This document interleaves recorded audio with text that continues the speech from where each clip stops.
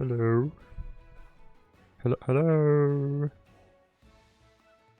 Hello. Well, let me see how audible am I? I'm not that audible. Let me move my microphone real quick.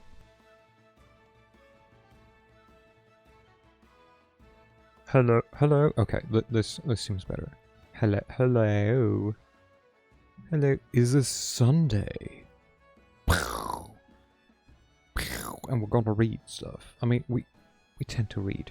Like that's kind of the idea behind most role-playing games, that there's some reading involved, but in this case it's gonna be reading focused. Hello Alex. Hello Open. Moji. Moji. Ersko Des. Hello me, and hello anyone that might be there as well. So I will just because, like, might as well. Boom. So this is the game, this is the audio. I don't know if it's too loud or not. I can tone it down a bit more. I know... No, we're not reading SAO again, we're reading VTMCONY, which doesn't read well, so it would be Konu? Which, yeah, no, it doesn't, you know, it doesn't just flow off the tongue. I've no clue about anything of this game. I know you're gonna be a vampire. Wait, visual novels are not novels, but video games? Well, there are video games that are visual novels. I'm honestly gonna be honest. Yeah, like, this is, like, there are visual novels that are online, which are, as much as it pains me to say, like, is like SAO, where you have some, like, visuals from time to time to, like, show a scene. Then you have web novels, which is, you know, just if someone barfs a, like, amount of text, like, somewhere on the internet and, like, calls it a story. That one is a web novel.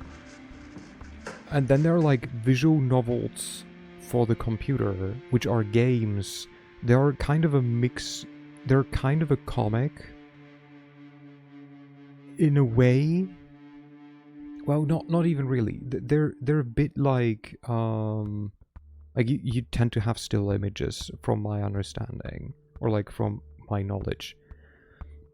And it's kind of like a choose your own adventure kind of style usually. Like, most dating sims are visual novels in a way.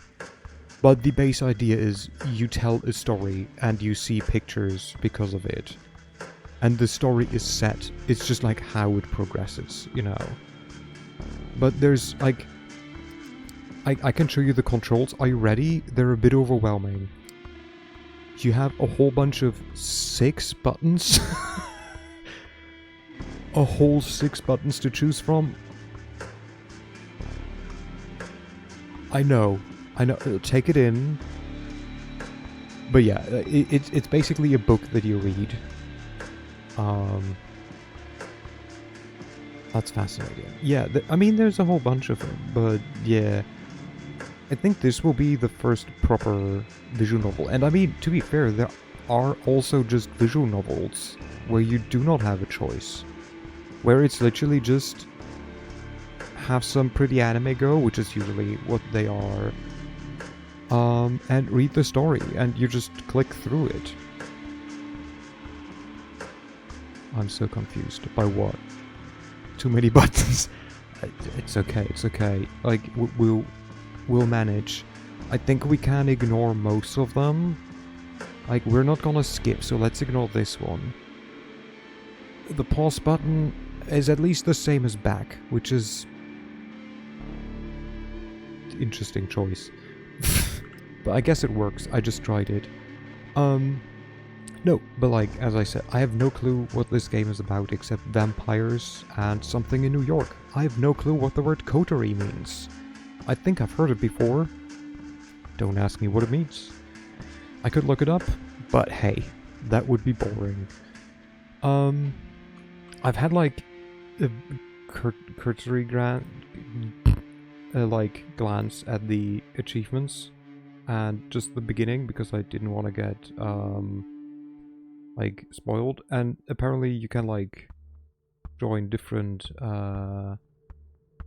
clans, so there's some choice. I assume it is not gonna be very different. Maybe it's gonna like give you different options in dialogue, maybe? We'll find out, because again, I've got no clue. Hey, New York, I'm walking here. Hell yeah, oh yeah. I don't know if where I'm currently sitting is a good spot to sit. We'll figure this out in game. I have not even started on new game yet. Oh god, I just googled it. You just googled what? Like what the game is about, or what a visual novel is? Or the controls for this game?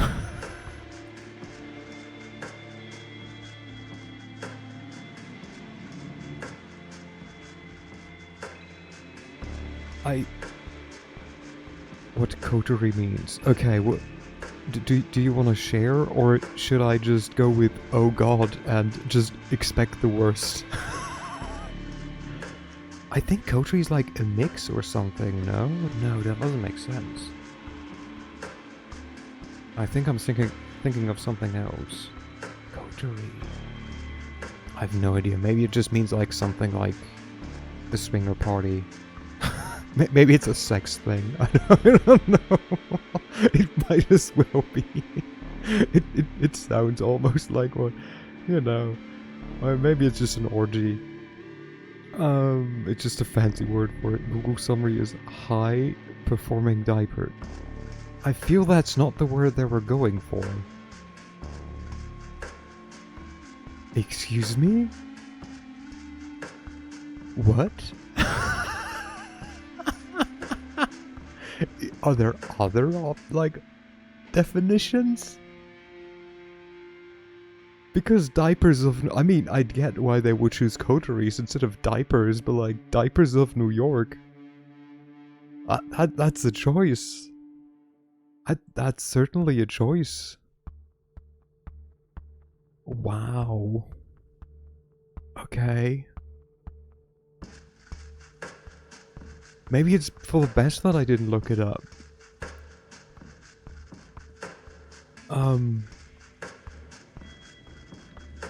What? Jeez.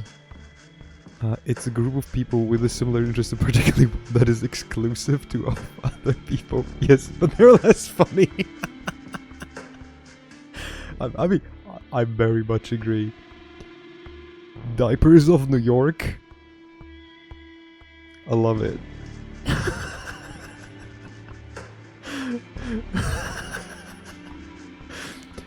Like Batman has a coterie of supervillains. I guess so, yeah. Oh, too good. So it's like a coterie of Arkham. Alright. Okay, well, as much as I love staring at both Goth Girl in the bottom left and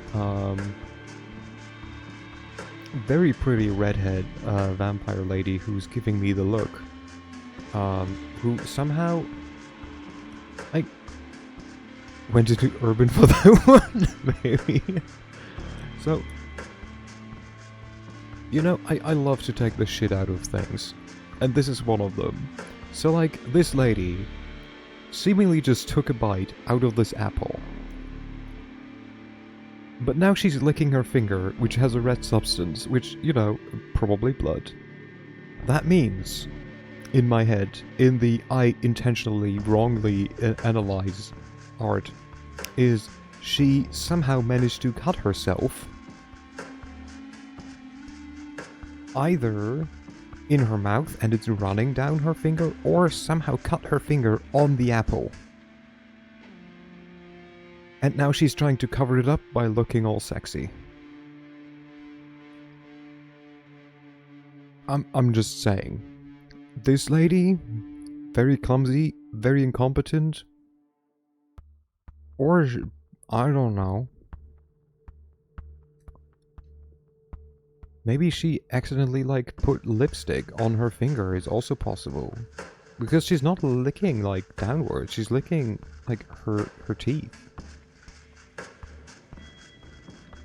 Just saying. Anyways, before it gets weirder, let's just start. Let's just start and see what's going. We always pick the middle.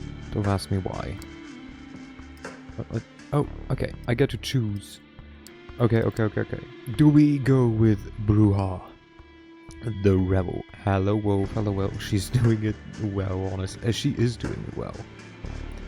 Bruja, the rebel. Rebel. Against power and rage against authority. Oh, okay. The rebel. Rebel against power, rage, and rage against the authority. Okay. English is difficult, especially if it's shit like this. A seemingly insignificant man. Hello, Cerulean. Thank you. Thank you for the hat. I don't know why I called you Cerulean.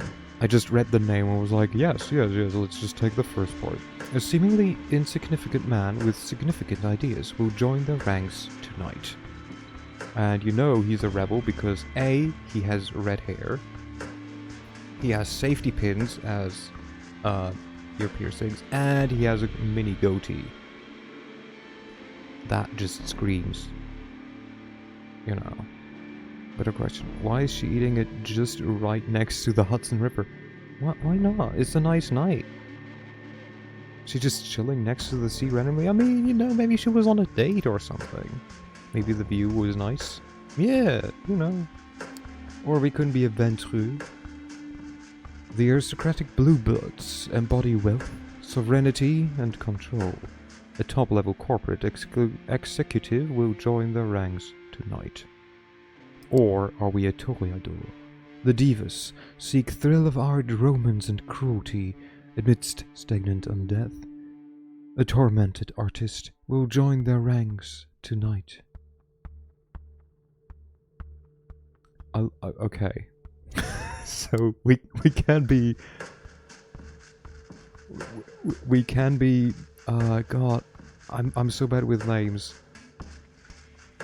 Did he eat her day? I mean, maybe. So we can be. This is like New York version of the Yakuza guy. One of them. He kind of looks similar to this, and we can be a rebel. You know he's a rebel because look at this. I mean, we can be emo, but like we're playing a vampire game, so like that's like, you know, the entry level.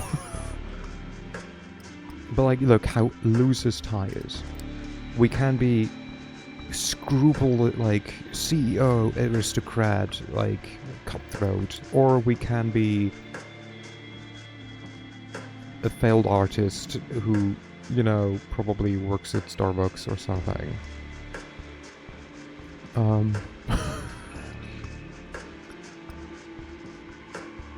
None of these is any of the one that I would normally choose.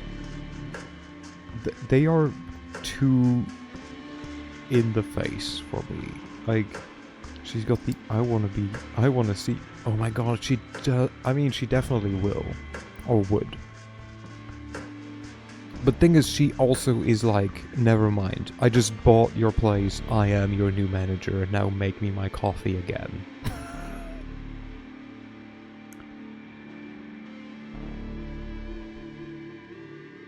Eat the rich? I mean, all of them can eat the rich. They're vampires. But let's be fair. She also goes back to her wife, and then, you know, she's the top. Is this a democracy? Vampirism is more, they have princes, so it's like not really a democracy. Anarchist Karen Starbucks worker. Oh no, it is. She owns you before you even know it. Oh no. Shit. So.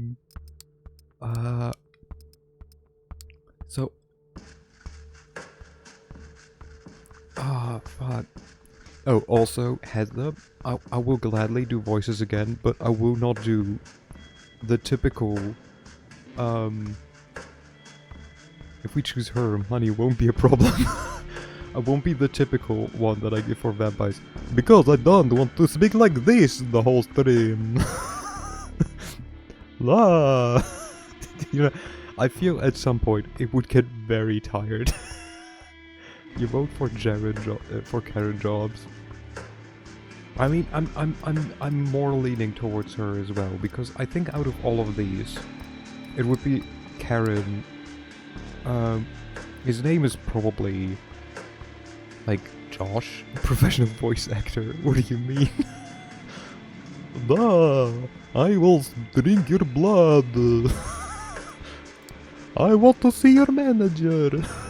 Also, I will not. If we play her, I will not even try a woman voice, because I suck at them. But yeah, it's probably her, him, and then like lastly him, because I don't know. Okay, you know what? Fuck it. Jonathan, I am playing the New York game. I want to see your manager. I ordered 3 shots of milk. Why is there 2 of them? Can you not count? 1 shot of milk. 2 shots of milk.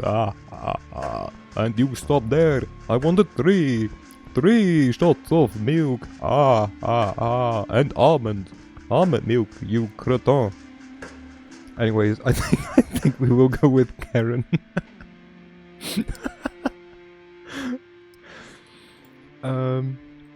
Okay, so I will not go with Amanda. I will not go with oh god, no. I think we have to go with Karen. Though, funnily enough, Amanda does fit. But I think we have to go with Karen.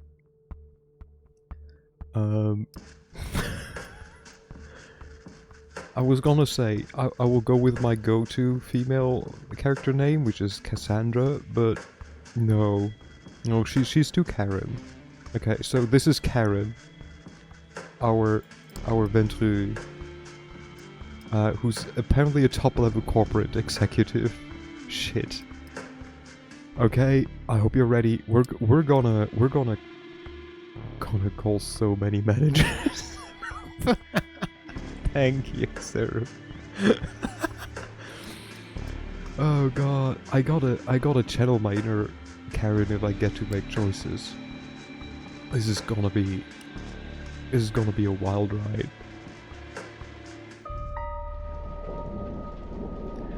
Okay, so this looks like a man silhouette. New York taught me to believe in fate.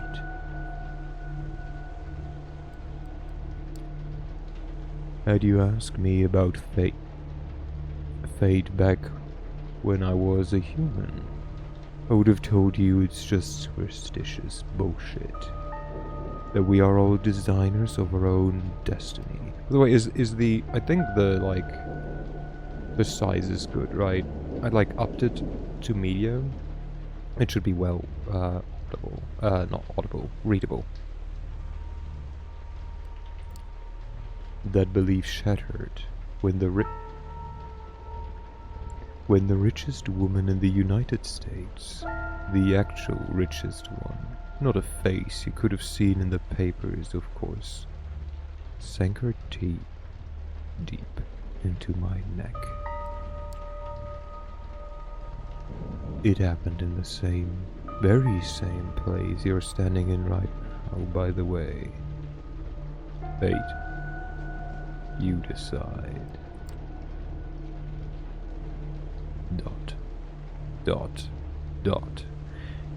Okay, we're gonna check how small text looks, because it is kind of stupid that I have to scroll instantly. Blah! Is this still readable? Is it still, like, okay readable? Else we can go back to medium, like... I mean, I probably still will have to. It's readable on PC. Okay. I mean, I'm also reading it, so, you know. Please, there's absolutely no need to be hostile. Just listen a little longer.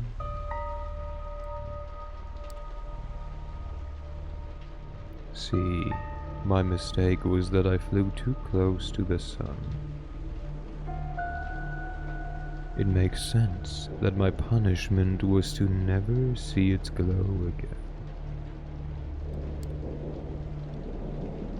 I was incandescent myself. I was hot shit. I had it all. Money, looks, confidence, connections, man, woman, a career, and a spark in my eye, the one you need to be born with. You can't read. You know. That's fine. And that's when someone far more powerful than me saw my radiance and thought, that won't do. She robbed me of the light erupting from within and gave me a subtle, enduring gleam in its place. She decided that would fit me much better. She was a 9th generation kindred just like you. An apex predator. She probably enjoyed teaching me the peak of human excellence. My real place in the food chain. Wait, so she was a 9th generation. He then is a 10th generation, and he's talking to us like we're below him. I thought we weren't bitten yet or something, but I guess we were, because we're also a 9th generation kindred. We're quite... 9th generation is quite powerful, as far as I remember, by the way. 9th generation is nothing to scoff at. I don't remember what you normally play in the game, but like, if I recall correctly, 9th generation is like, you actually have some like insane powers. It's such an eyesore when you look at some loudmouth, braggart, and see them for all they really are. The temptation to teach them a lesson can be unbearable, right? Thank you. I miss this. I miss doing like voices and reading. Well, my sire's lesson was a lesson about fate. A message saying, you're eternally doomed to be at the mercy of your sovereigns. It almost drove me to destroy myself. You do sound giddy. Well, you know, I had my reasons to stop, and I'm glad I found a reason for myself as well to start again. Because, again, I do like reading. I'm not so much of a vampire guy, so I have no idea what a 9th, 10th, or... So, it's basically how many generations were there before of you. So, first generation is the, well, first vampire. Like, I think first generation is just Cain. Like, biblically, like, Bible Cain is first generation, the progenitor, I think, or I don't know, first generation. Normally 12th or 13th, yeah. And basically the low or the higher the generation, like the smaller the number, the more powerful you are, because the closer you are to the original OG vampire. But like the lower or the higher the number is, the like more thinned out the blood goes. So 9th is, you know, not super powerful, but that means there's like 8 generations between you and Cain. Or 9. Again, I don't know if Cain counts as 0th generation or first. You're eternally doomed to be at the mercy of your severance. It almost drove me to destroy myself. What saved me was the ability to reinterpret her teachings. Okay, so because there's British here, I can ask this. Okay, you have another question. Ask a question. I have one as well. So I read this word as reinterpret. I was laughed at by my American child that it's interpret. But like, I come from German, where it's like interpretieren. So I read it as like interpret. Not interpret. I guess it's like mostly this letter. I make it an I, more like. Interpret.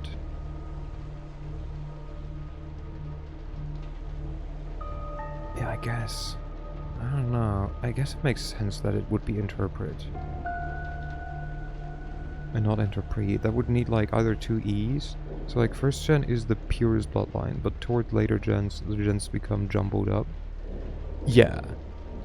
Like, not really jumbled up, but, it's more less reinterpret. Yeah. Eds, no. That way you don't have to. We can wait a bit. I'll just keep talking as if people can still hear me. I'll wait to answer the question though. Yeah, but I guess it's like interpret. Interpret. Yeah. I don't know why I put like interpret. I think it is just because like German interpretieren. Preet? I don't know. I'm so used to saying like interpret. Interpret. Interpret. I don't know, I just chop it up into like the syllables. So I don't know. This is like... English is weird. English makes no sense. I don't know if you're back, but like, I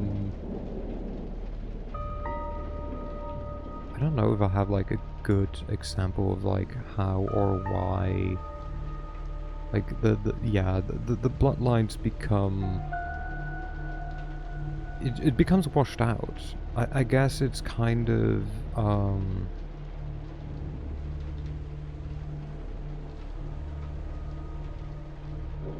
I guess it's if you like use colors, for example, as like in a like as a reference.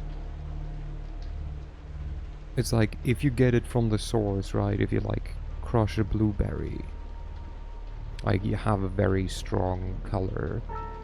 But if you like, you know, wash it, like mix it a bit with water, it becomes lighter blue. And mix that with water, it becomes lighter blue. Mix that with water, it becomes lighter blue. Okay, welcome back. Okay, I wasn't sure if you were back. So like, about the like purest bloodline things, imagine it similar to how diluting works. Right? Like if you mix something with water, it becomes less intense and like less strong. Biblically, Cain is a vampire. Yes, Cain is the first vampire. To my knowledge, that is for European and or like for the vampires that you play in Vampire the Masquerade. That is the lore. Cain was the first sinner for killing his son, for killing his brother, got together with Lilith, then murdered Lilith, and was cursed, or before that was cursed by God to, like, you know, feed upon the the blood of, like, other humans. And he, like, you know, gave away and shared that curse. So yes, Cain is the vampire. Like, he's the first. He's the one who started this whole shit. My sire didn't... Oh, wait, shit. I forgot that I never read the last part. What saved me was the ability to reinterpret. I fucking hate it. The manager of vampires. I mean, I don't think he's doing much. Man, this guy can't stop killing? I mean, can we, like, stop him? I mean, the funny thing is vampires aren't even the most powerful beings in the world of darkness. But they're like background politicians. Okay, what saved me was the ability to reinterpret your teachings. Hers was a message of doom. It was a message of hope. Fate exists. No one can shape, and one can shape it if given the right tools. My sire didn't believe my tools were fitting for the job. She considered them toys, and me, just an amusing subject. I think Cain isn't really active, though. I think none of the higher, or like older generations are really that active. Because they're proper powerful. I know a man who can rip and tear him up. Is it the Doom guy? Well, she's deader than dead now, and I'm still here, standing right where she stood when we first met. ...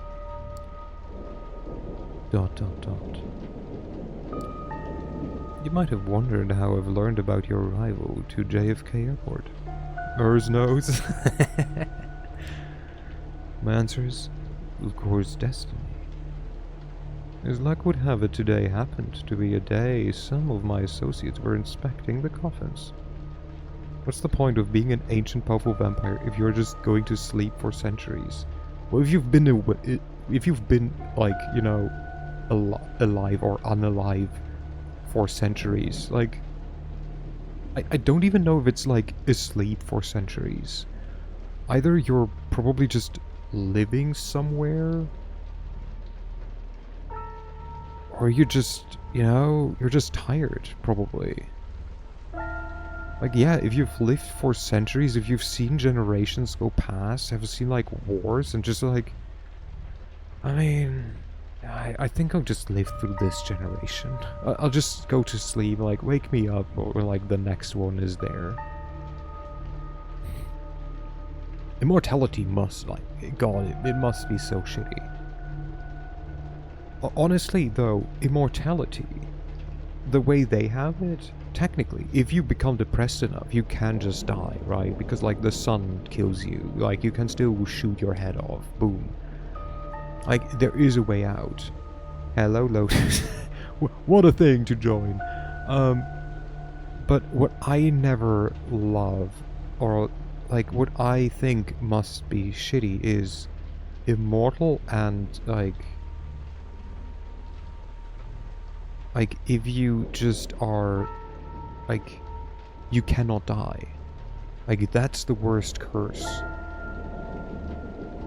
Like, and that's why, hello, what a convo to enter. Well, we're talking about vampires, so, you know. Like, that's why Wolverine, he's one of the saddest superheroes in Marvel. Because he's not aging. As far as, or like, aging very slowly, if I remember correctly. Like, he's been there since, like, Nam or something. Things were much simpler in my times. We didn't have these words like yeet and lit. The fuck is a meme? Blah. Oh wait, things were much simpler in my times. We didn't have these words like yeet and lit. What the fuck is a meme? Blah.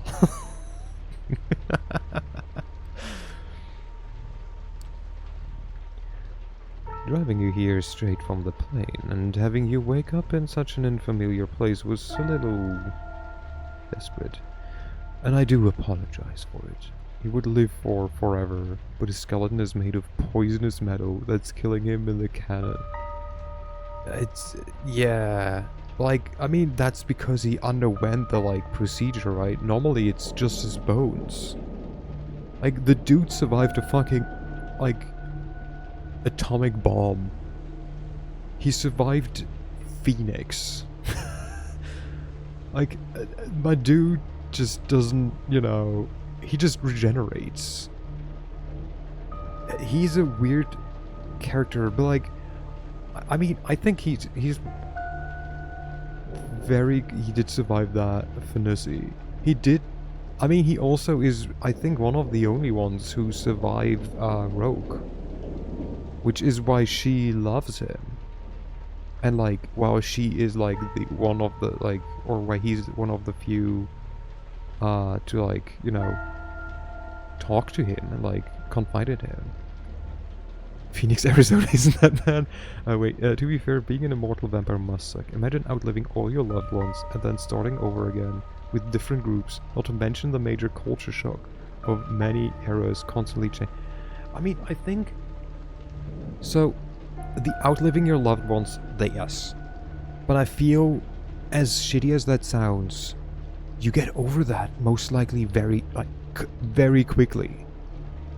Because the first few years, like, nothing changes, right? Like, the problem comes after, like, 20, 30 years when you should be aging. Everyone around you does, but you don't. But then, like, as soon as you, like, survived the first or second generation of your family, I think at the point you also, like, distance yourself enough. Or most likely. Like, I imagine as a vampire you do not stick around your family. You move away. You find a reason. You, like, you know, estrange yourself from your family. You keep other immortals as, like, people. Everyone else is a short, you know, acquaintance at best. Like, you will find reasons why you break up with people, why you, like, move away, why you have to do, like, this, that. And at some point it just becomes, I would assume, like, just routine. Like, and the whole culture change? I mean, technically you live through them, but, like, yeah. I can definitely see it. Because, I mean, even I have problems with, like, keeping up with, like, the whole new age shit, right? But I feel it also very much depends on, like, when you were bitten. And, I mean, that's the whole, and, if I become a phoenix, I'll vampirize yours. Thank you. What? What? If you become a phoenix? What does being a phoenix having to do with vampirism? The shock one must feel when they meet a family member who they literally held in their hands when they were a baby, to seeing them. Yeah. If I become a phoenix, I'll vampirize you. I was like, huh? Phoenixes are immortal, but like, kind of in a shittier way. They are actually immortal. Like, because you cannot die. Like, you die and then you just get reborn again.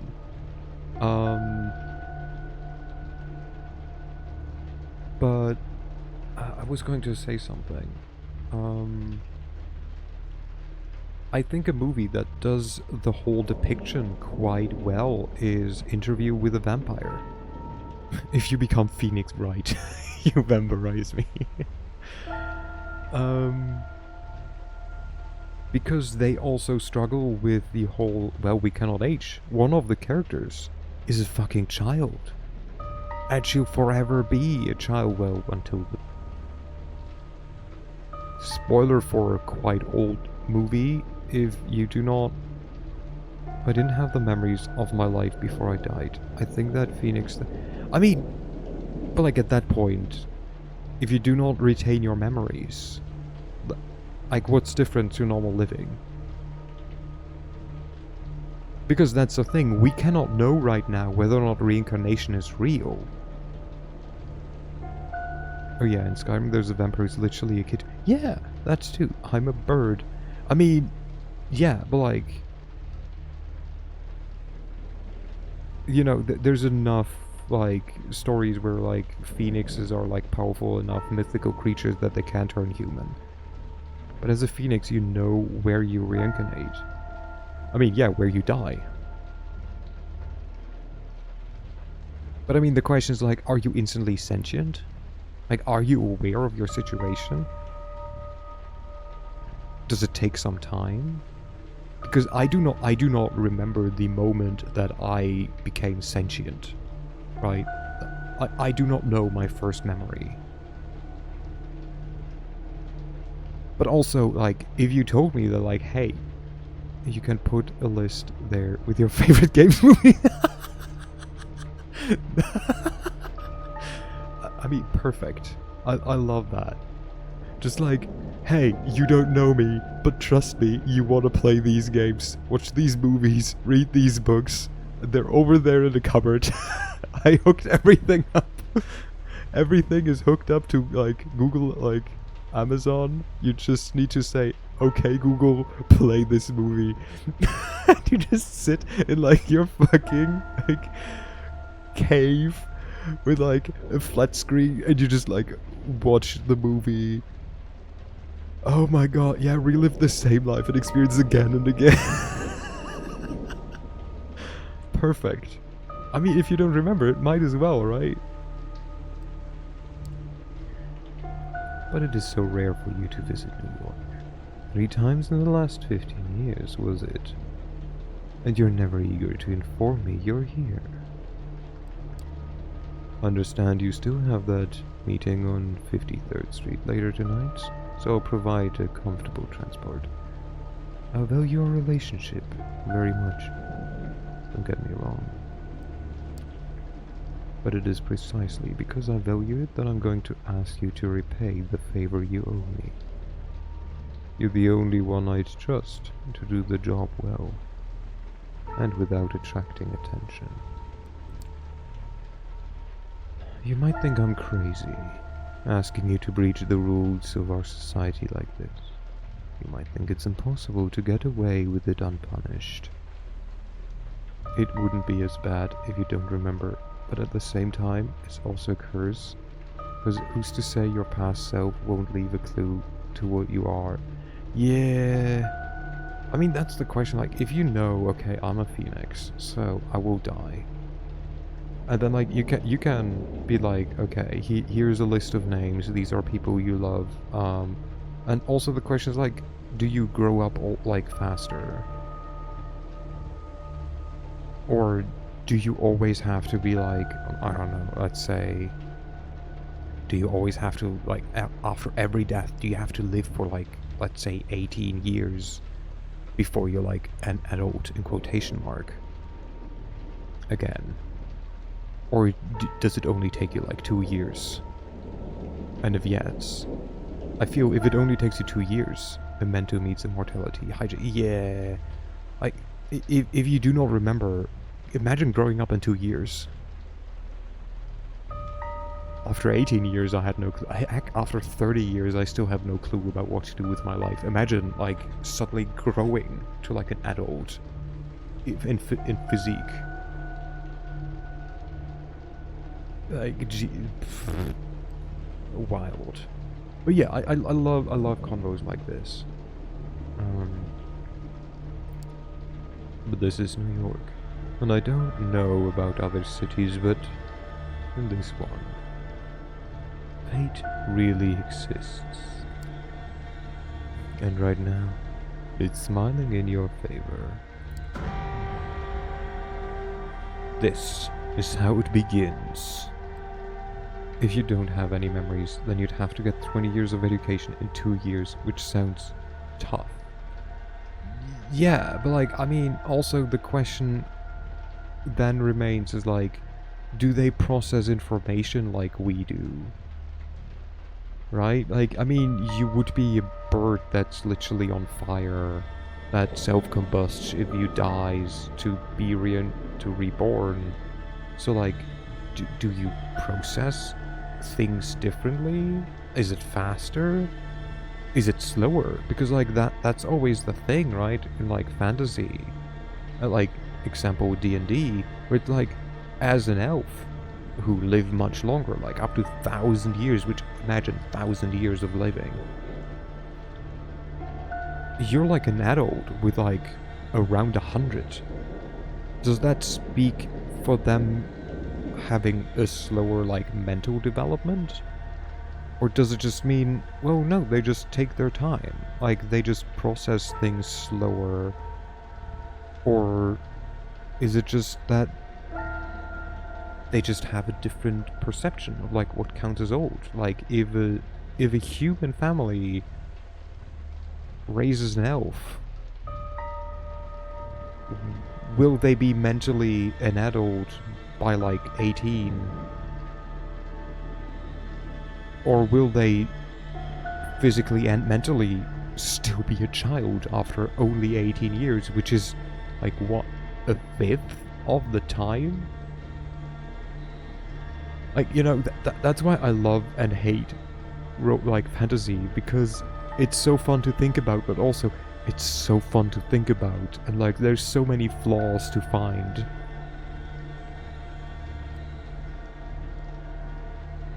But if it's just physically, like, and the processing is different, then like, you know, that kind of explains it. Your phone rings. It's your boss. Again. But like, you know, if like, I only say like 20 years now, because like that's the arbitrary number we chose, right? Like 18 and 21. Technically it's 16, 18, 21 are like the numbers. Like what? Go back a couple hundred years to like the Middle Ages? And like couple hundred, I mean like, what, 700? Not even. Like, go back like 300-400 years back? And like, it was totally normal to like work with like 13, 14. To like start thinking about having a family around like 15. Like, do you need the other years? You need them now. Because we decided so, and because it's our education system. The kids back then were trailing me by... I mean...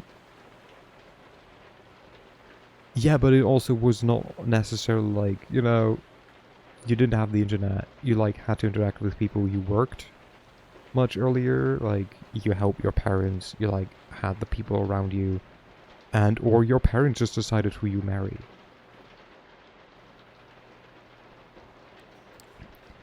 The setting sun that filled your high-rise office an hour ago is gone. The city looks like an ocean of light from up here, spreading for miles to the north. You pick up. You're about to call it a day, forget about the world of fintech and decompress at home. No dice. One of the investors wants to meet you. His voice is always the one of the investors wants to meet you. His voice is always the perfect mix of authority and sleaze. And he'll come by your office in an hour. Look at the clock. An hour? He's got to be kidding. Yeah, I know, but stick around. He's a heavyweight. You'll want to make a good impression. Fine. Grit your teeth a little. The boss hangs up. 2 hours. Might as well pour another coffee into yourself and figure out how to best use this to your advantage. I suspect everyone knows that no. You're actually not happy with your current position. That, in fact, you feel squished against the glass ceiling that comes with the territory. Sure, your idiot superior might have gotten the job only because he's the CEO's golfing buddy, but you're going to put an unholy amount of work into your advancement. Times were, you laugh off the idea of staying at the office until 9 p.m. Partner to go home, the nightly Netflix and chill ritual to perform. Oh my god, this game is like more freaking. When does this game come out? Hold on. Coteries of New York.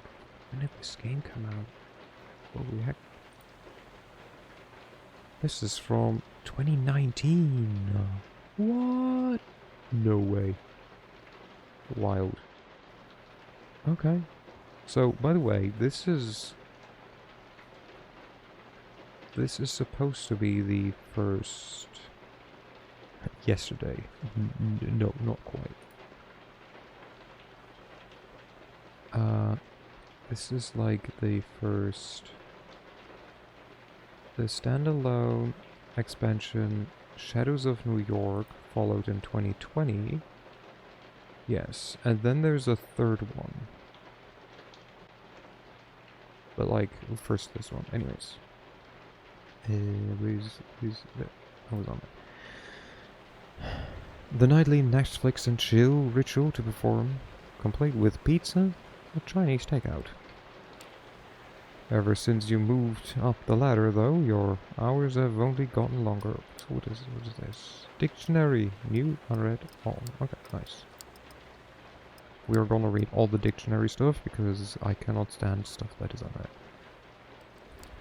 Food, mostly at the company cafeteria. Sometimes sometimes takeout. Always in a rush. Praise the heavens for your crazy metabolism and dread the day it finally decides to give up. Rest. At this point, the cleaning lady who takes care of your apartment probably spends more time in your bedroom than you do. Hey yo, wink wink. This... Can we just talk about... Can we just talk about this layout? So, I mean, I get that there's supposed to be where you sit when you, like, are with someone, but there's a chair on the other side of this desk. You cannot see anyone because of this massive monitor that's between you two. You normally would put the monitor on the edge, which sucks because there's the window, so you would... This whole place here sucks. Anyways. You flash back to your boss quoting Shakespeare to impress his new, extremely attractive and uncomfortably young secretary. For some must watch while some must sleep. So runs the world away. Not good feng shui here. It's not even the feng shui, it's just like...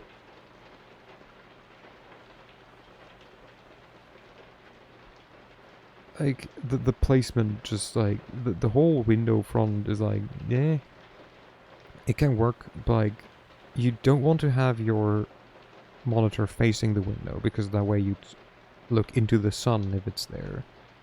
This definitely doesn't work in interior design. No, you don't want it to have, like, face away from the window, because that way, you know, it would get, like, blinded from the sun. You technically want to have this, but this doesn't work because there's a fucking chair there. So this just, yeah, they didn't have a good interior designer. I mean, you know, the rest looks nice, I guess. Anyways, for some must watch, while some must sleep. So runs the world away. I cannot do a proper British accent, so I'm not even gonna try. Drinks, mostly with colleagues, and they all pretty much hate you at this point. Another flashback, this time to the most profitable quarter in the company's history. Still, the board decided that layoffs were in order. Ah, good old corpo. Your boss didn't feel like letting people know in person, so he passed that privilege on to you. I will drink something. A fresh bottle of water mixed with bitter lemon.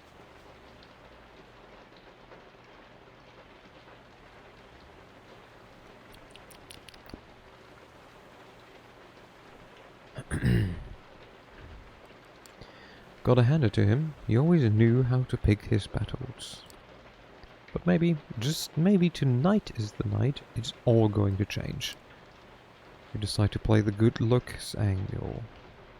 Nothing too slutty, you leave your blouse slightly unbuttoned. Check if your ass looks as good as you remember in your pencil skirt.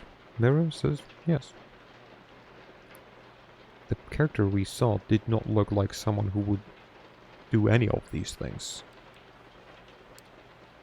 It's not something you're proud of, but you've become too jaded to care. Okay, honestly, yes. Maybe the haircut came after, like before that she had like an office lady haircut. Knowing your luck, the investor is going to be one of two types. Sepsis has the Musk wannabe in his 20s. Oh god, I hope you're ready. This apparently is very, very on point. She seemed like she'd be angry for not having her milk steamed at 183 Fahrenheit specifically. Or a fat old pervert drenched in cologne. You hear the elevator ding. Time to get this show on the road. You take on the final look in the mirror and fix your hair as the footsteps echo across the empty hallway. At that point you should already know without someone is like fat or fit. The man who approaches your office is not what you expected. He's slick, to be sure, but he seemed a bit more refined than your usual company man. Expensive suit, matching tie and shirt, confident in his stride, surprisingly good looking. Okay, just because I feel this is our sire. Good evening. I hope this unforeseen visit isn't too much of an inconvenience.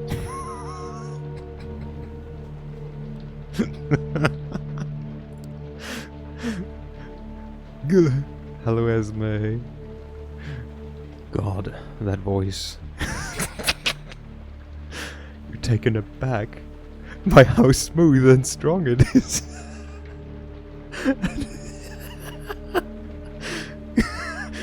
And his eyes, steel blue, cold, intense.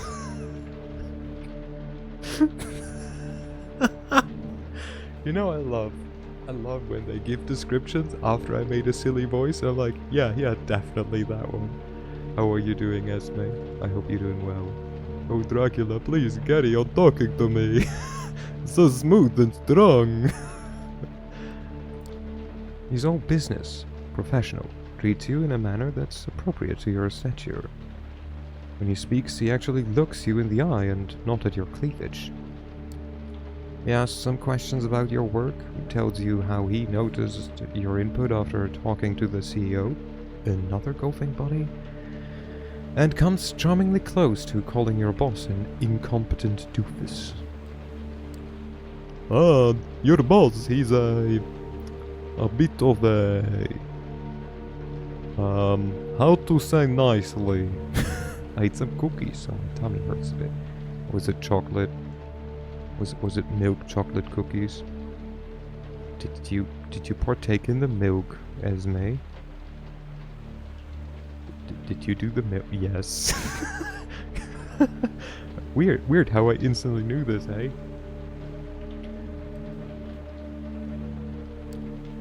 I know I've kept you long enough, but would you indulge me and join me for a drink?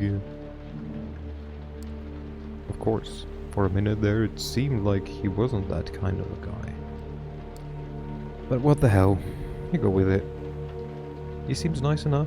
Besides, it's not like you have other plans.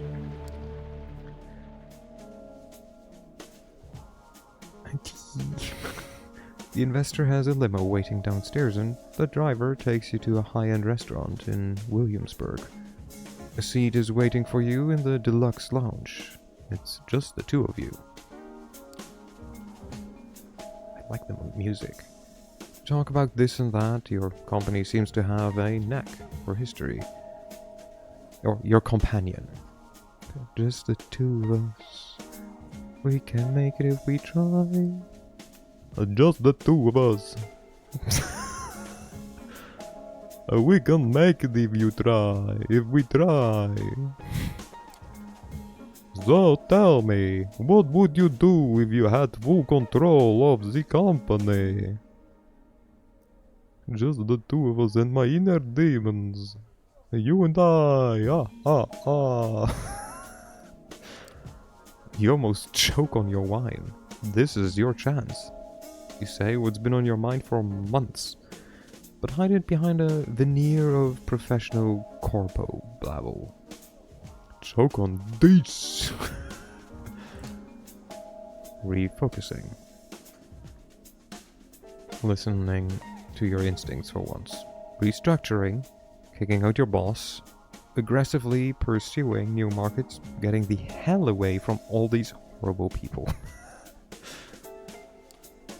He likes the sound of that. He leans forward, his eyes flash with intensity and something else.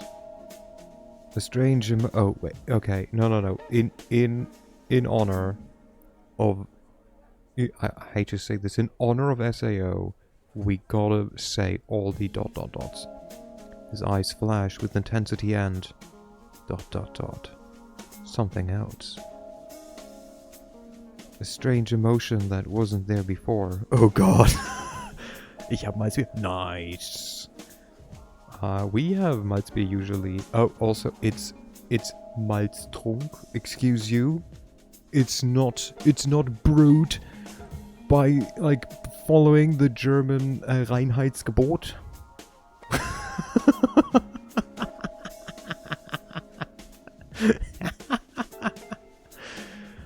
We have some in the office usually. It's so much better when it's cold. I have water mixed with bitter lemon. In my Joru bottle. You have a beer in the office? I mean, yes, we do also, but so Malzbier is non-alcoholic. It's just a malt-based drink. And like that's the whole joke I was just making. It's legally not allowed to be called beer anymore. Yes. They're not allowed to call it malt beer anymore because it's not a beer. It's not brewed according to beer standards. So they have to call it malt drink. It's hilarious. It's perfect. But it's really good. I like it. A strange emotion that wasn't there before. It'll always be... it'll same, honestly. You'll do just fine. His words echo inside your head as you black out. God damn it, he roofied us. What the fuck was that? Well, you were probably gonna get, like, roofied and then, like, bitten and turned into a vampire. Can I get a Pepsi? You can't. Excuse me, we only have Coke?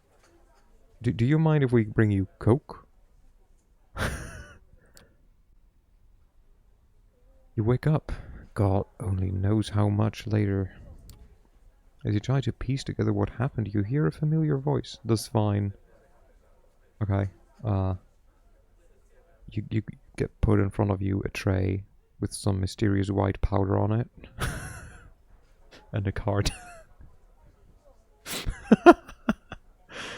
I already am a vampire. I'm allergic to the sun. I'm so pale. People constantly ask me if I'm sick. I'm very much white as... honestly, Esme, like, part of me wonders who of us is more pale. Because I feel it's a close one, and I cannot even say that I'm like very, like, definitely paler. We should meet up and check. Hey, I mean, I'm down. Even though I'm Mexican, I'm pale as hell. It's not me. I haven't been outside in a month. I mean, I've been to the office like the last week. As you try to piece together what happened, you hear a familiar voice, the investor, or whoever the heck he is, talking to someone. That's just Gen Z. I go out at night. Yay! You suddenly recall snippets, fragmented memories. His sapphire eyes intently locked in with yours. His teeth suddenly longer and sharper. And dot dot dot. Something else. A feeling on your neck that takes you back to your last orgasm. A company trip to Florida, a sweaty room, the cutie from HR who doesn't work there anymore. And then darkness.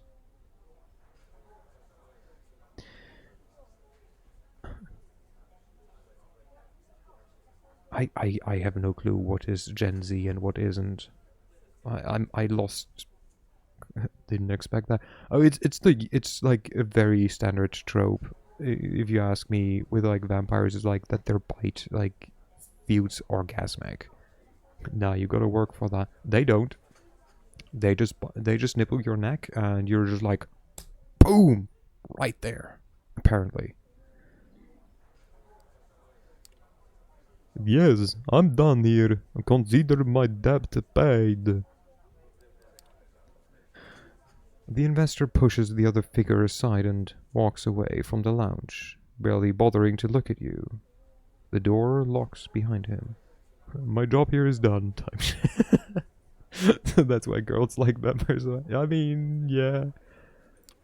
Some time passes before you find the strength to get up from the couch. You touch your lips. Blood. Did that asshole hit you? I'm more into werewolves. Based. You try to stand up, but your head is pounding and your stomach is like a heavy knot, pulling you down. You didn't have that much to drink. You must have spiked your wine. This is bad. You frantically check your clothes. Pristine. Dot, dot, dot. Doesn't make any sense. Dot, dot, dot. All of a sudden, a feeling hits you unlike anything else you've ever felt before. You fall to the floor, writhing in an all-encompassing pain and... Dot, dot, dot. Did you know that one concept of my avatar was actually a wolf? Now you know. I didn't. Interesting. Can still be. Owl by day, ninja by night, werewolf by full moon. I mean, were-owl would mean that like you turn into an owl at like full moon. Wolves are cool. I feel you're slightly biased there, Wolf. I feel there might be a slight bias. just you know, the tiniest of biases. Hunger. The kind that makes your insides burn. That cannot be denied. You try to calm yourself down with the breathing exercise they taught you at some bullshit mindfulness course. That's when it hits you. You're not breathing. And holy shit, your heart should be jumping out of your chest with that realization. But it's not moving. Not even a beat. Okay, that leaves so many questions. So you're not breathing, meaning someone would notice quite easily if they interact with you, no? Because like there's minuscule like movement if you breathe. I guess you can force yourself to like breathe as a vampire, maybe? Wolf is just an abbreviation for very obviously likes foxes. Yeah. That checks out. The door unlocks. You hear a startled voice. A young man in a waiter's outfit, his accent thick with an Eastern European harshness, leans over and asks if you're all right. For a brief moment you wonder what the hell he's doing here. Everything is wrong. Then his smell reaches your nostrils. It's intoxicating. Everything feels right again. He holds out his arm to help you stand up. You grab it. firmly with both hands, and then you bite down. You sink your teeth right next to the old school pin-up tattoo of Rita Hayworth on his forearm. It takes you a moment to process what you're doing. Part of you wants to break away, but a stronger voice implores you to keep drinking. Thing becomes clear. You are definitely enjoying this. He only struggles a little and quickly falls to his knees. You can see his eyes now, pale blue and confused. You only bring yourself to let him go once he collapses onto the floor. Your bite leaves a mess of his forearm. Poor Rita. All bloodied, missing half her face. Did you... ... Did you just drink this guy's blood? So apparently but there are 3 incisions. Or entries. How do... I guess she must have rebitten. Damn it, Karen. Oh, poor baby. ... You spit out a piece of torn flesh. Also a reminder to hydrate. Thank you. I will.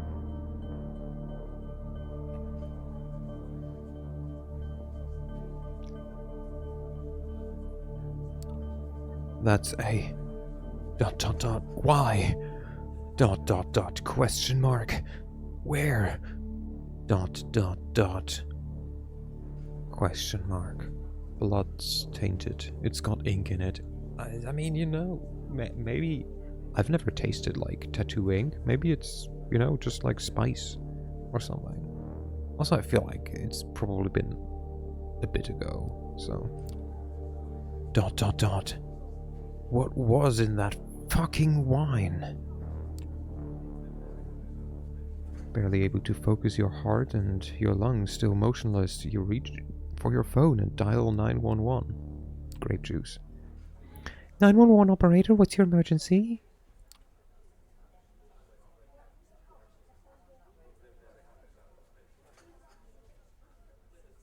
My heart stopped. I can't breathe. And I killed someone.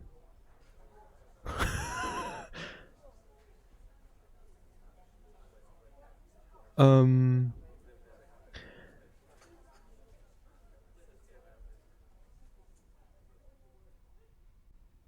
of these is right, and it's not I can't breathe. I'm just a carrot, though.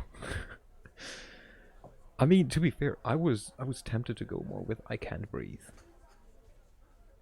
I mean, yeah, I killed somebody, but I feel we haven't checked yet whether or not he died, my heart stopped. I think, I can't breathe is, or,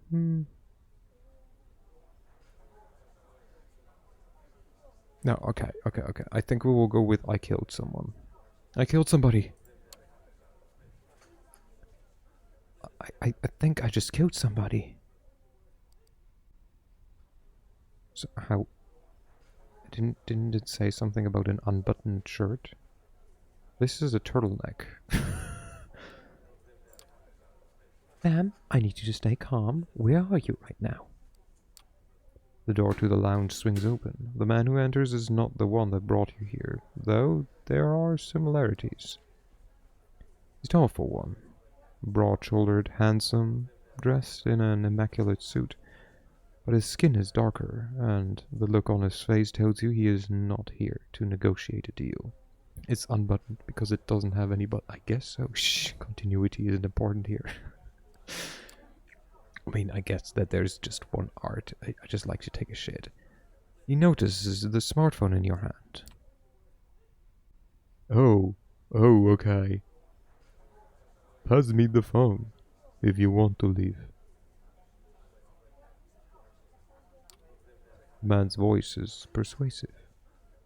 Calm, but carrying a cleared threat. You just say, I just like to take a shit. No, I didn't. He's got the aura of a viciously efficient corporate shark. Find it hard to argue with him. Ma'am? Hello? I apologize for wasting your time. My new colleague got drunk and is now trying to impress everyone with their antics. Good night.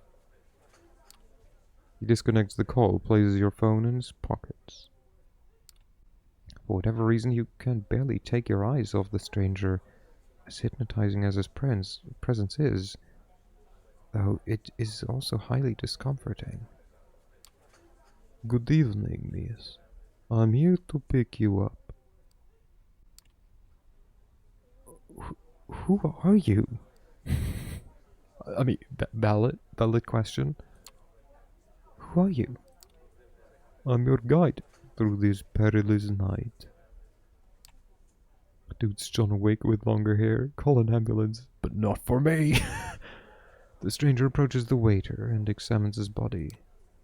Critical condition, but he might live. Anyway, He then sets a sight on you. I know this is all new to you, but I've dealt with hundreds of strays like you, and going by experience, they tend to fall into two categories. First, they are the smart ones who carefully obey my every word and don't try to pull off anything stupid. I always get them where they need to be safe and sound. And then there are the dumb ones. The punks who thought they could take me on. On the BRB, okay. The wise guys who tried to contact somebody secretly and without permission. The troublemakers who tried to run off or make a scene. None of them got to their destination in one piece. In fact, most of them never reached their destination at all. His voice becomes slightly bored and monotone. You can tell he's given this speech before. Likely dozens of times. You see, while I generally consider myself pretty smart, I'm also a maths fan. It's my one true weakness. One that inspired me to come up with a 3-strike system when dealing with pups like you. Is it real? You never know. The One Piece is the friends we made along the way. If you get on my nerves once or twice, well, I understand. Not all of us perform well in stressful situations. But cross me 3 times and you're out. No excuses, no forgiveness, no mercy. He's into sports. We're doomed. And I know nothing about baseball. I know you have to hit a ball with a stick, and then you run, I think. As he's talking, he slowly approaches you, adding a bit of a theatrical swagger to his walk. Eventually he leans in, deliberately invading your personal space. You realize it's a test. He's daring you to do something about it. Oh, this is a nightmare for us. 3 strikes and you're out. Say, I understand, sir. Now. Every atom of your being screams for you to obey his authority. Fuck you, sir. No, you know, I think in this situation, we just follow. I understand, sir. Oh, okay, no, that's not how it was given. ... I understand, sir. Yes, Daddy.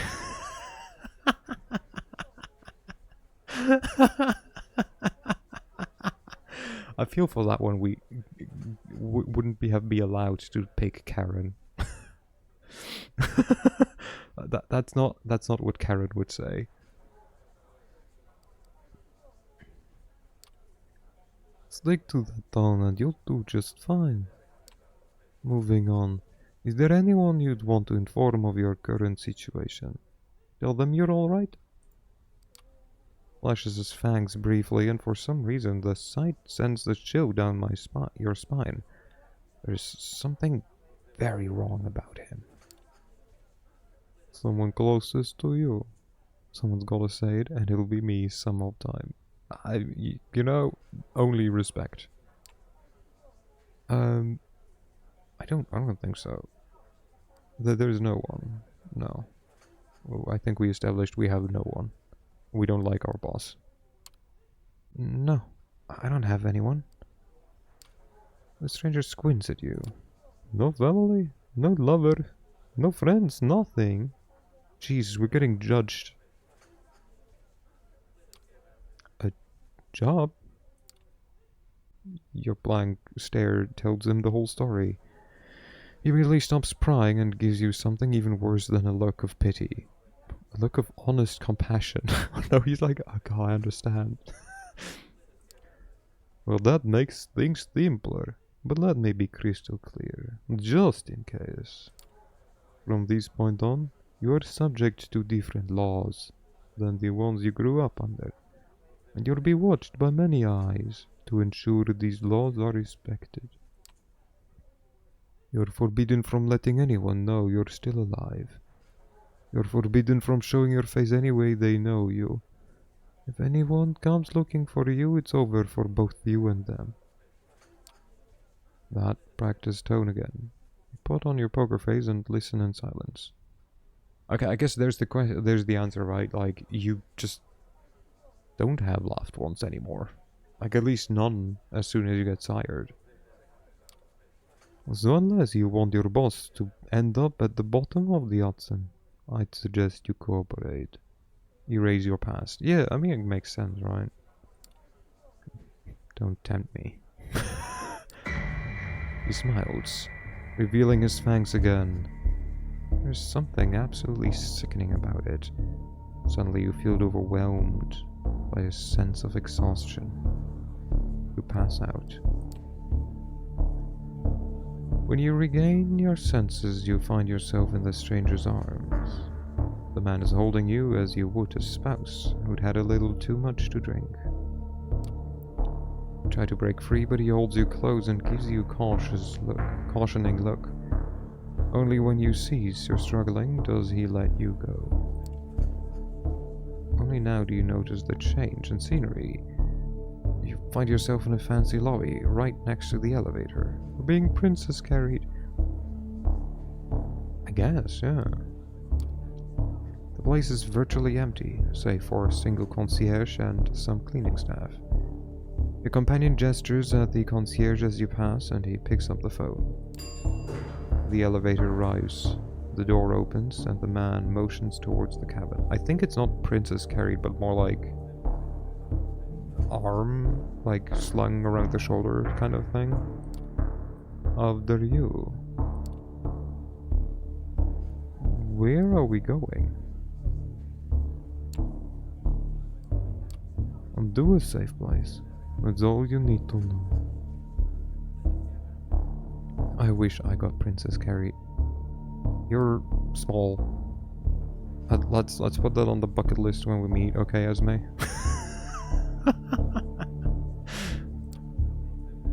I'm heavy. It's okay. You didn't say for how long.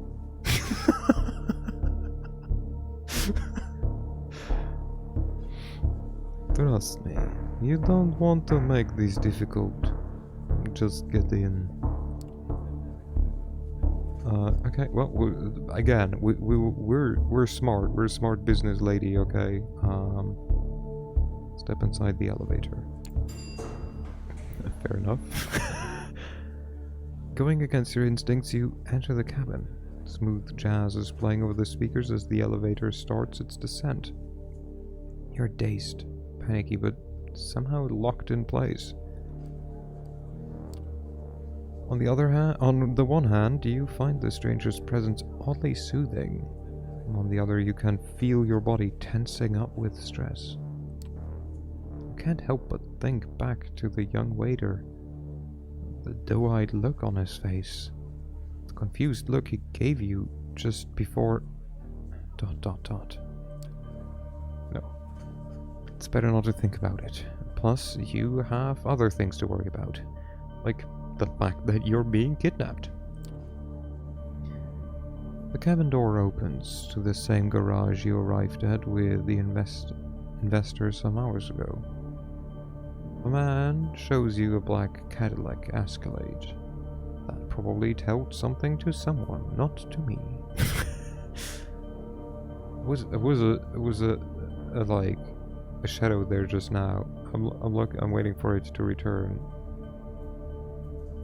Come on, there we go. Okay, there we go. They have a car. They do have a car. I know what you're thinking. Getting into a car with some strange man? Boy, sure seems like a dumb idea. Maybe I can make a run for it. I might be able to lose him. So let me be perfectly clear. Your best bet is to get in. Relax and enjoy the ride. The waiter... Do you think that waiter upstairs... ... Is he going to be alright? Yes. You look him in the eyes and can immediately tell he's lying. yeah, he's not gonna be. He's most likely just gonna be moitered. No more questions. Get in the car. Please. Get in the car. I mean, you know, he doesn't look like someone you wanna, you know, annoy. It seems like the worst idea ever, but the man's made it very clear that you have no choice in the matter. I've got friends after I've literally just told them there's no one I'm close to. Are you going to hurt me? Damn, more ads. Yeah, they run frequently, like 3 minutes or so every hour. Are you going to hurt me? Are you? No, not tonight at the very least, unless you make me. Let's wait a second. Let's wait. Want a break from the ads?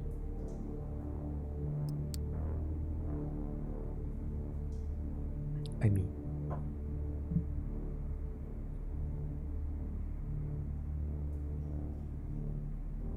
Like, I still am not sure, like, because I don't know if, like, what is better, like, pre-rolls or not. If I hadn't gotten Twitch Turbo, I would have quit the site ages ago. Yeah.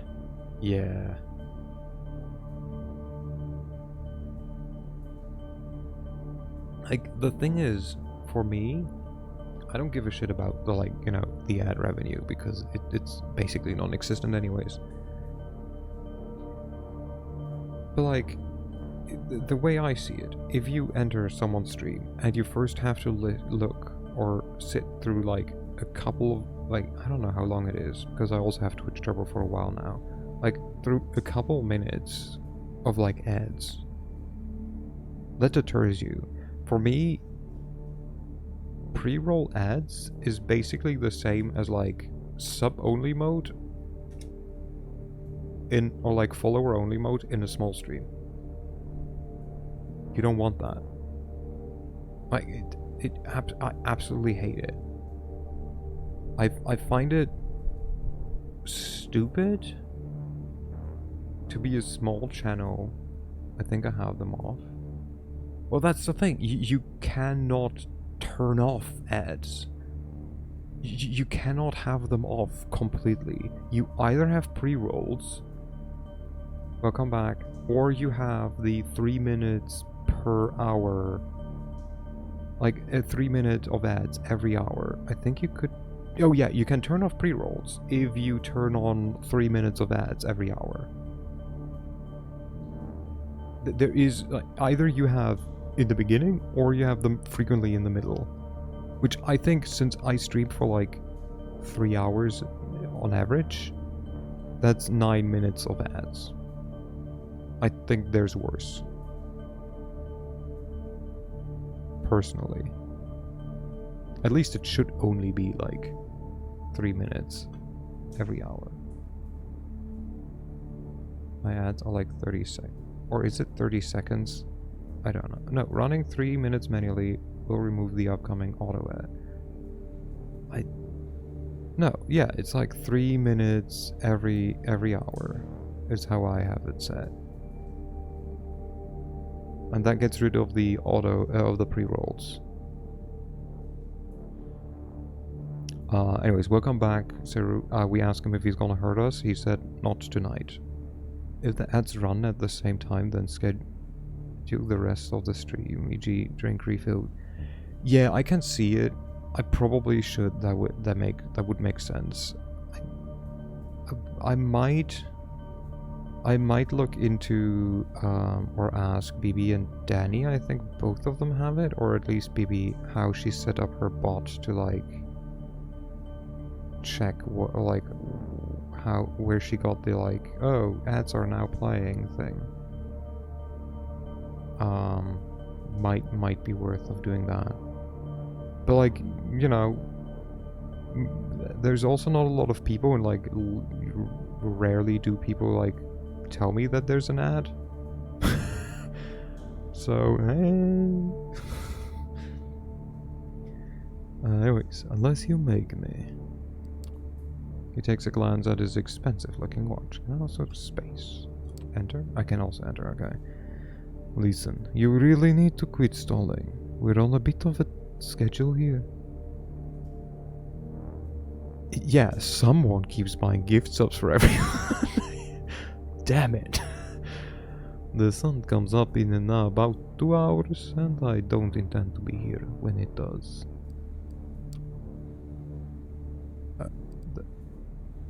The sun? What does it matter when the sun comes up? No ad revenue. Oh no. You really don't know, do you? Good thing I got here when I did. He opens the car door and gestures towards it. You see no point in delaying the inevitable, so you get in. This is like all the zombie movies where no one knows what the zombie... It does feel a bit like it being 2019. I mean, but you know, I was gonna say like, well, we live like a corpo job life, but it said that we had time before we climbed the corpo ladder to like Netflix and chill with our partners or like people that we hung out with.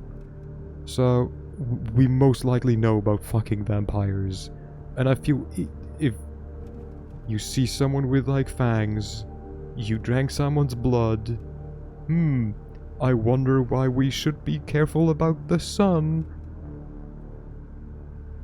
Excuse me? Okay, we can be a bit... Okay.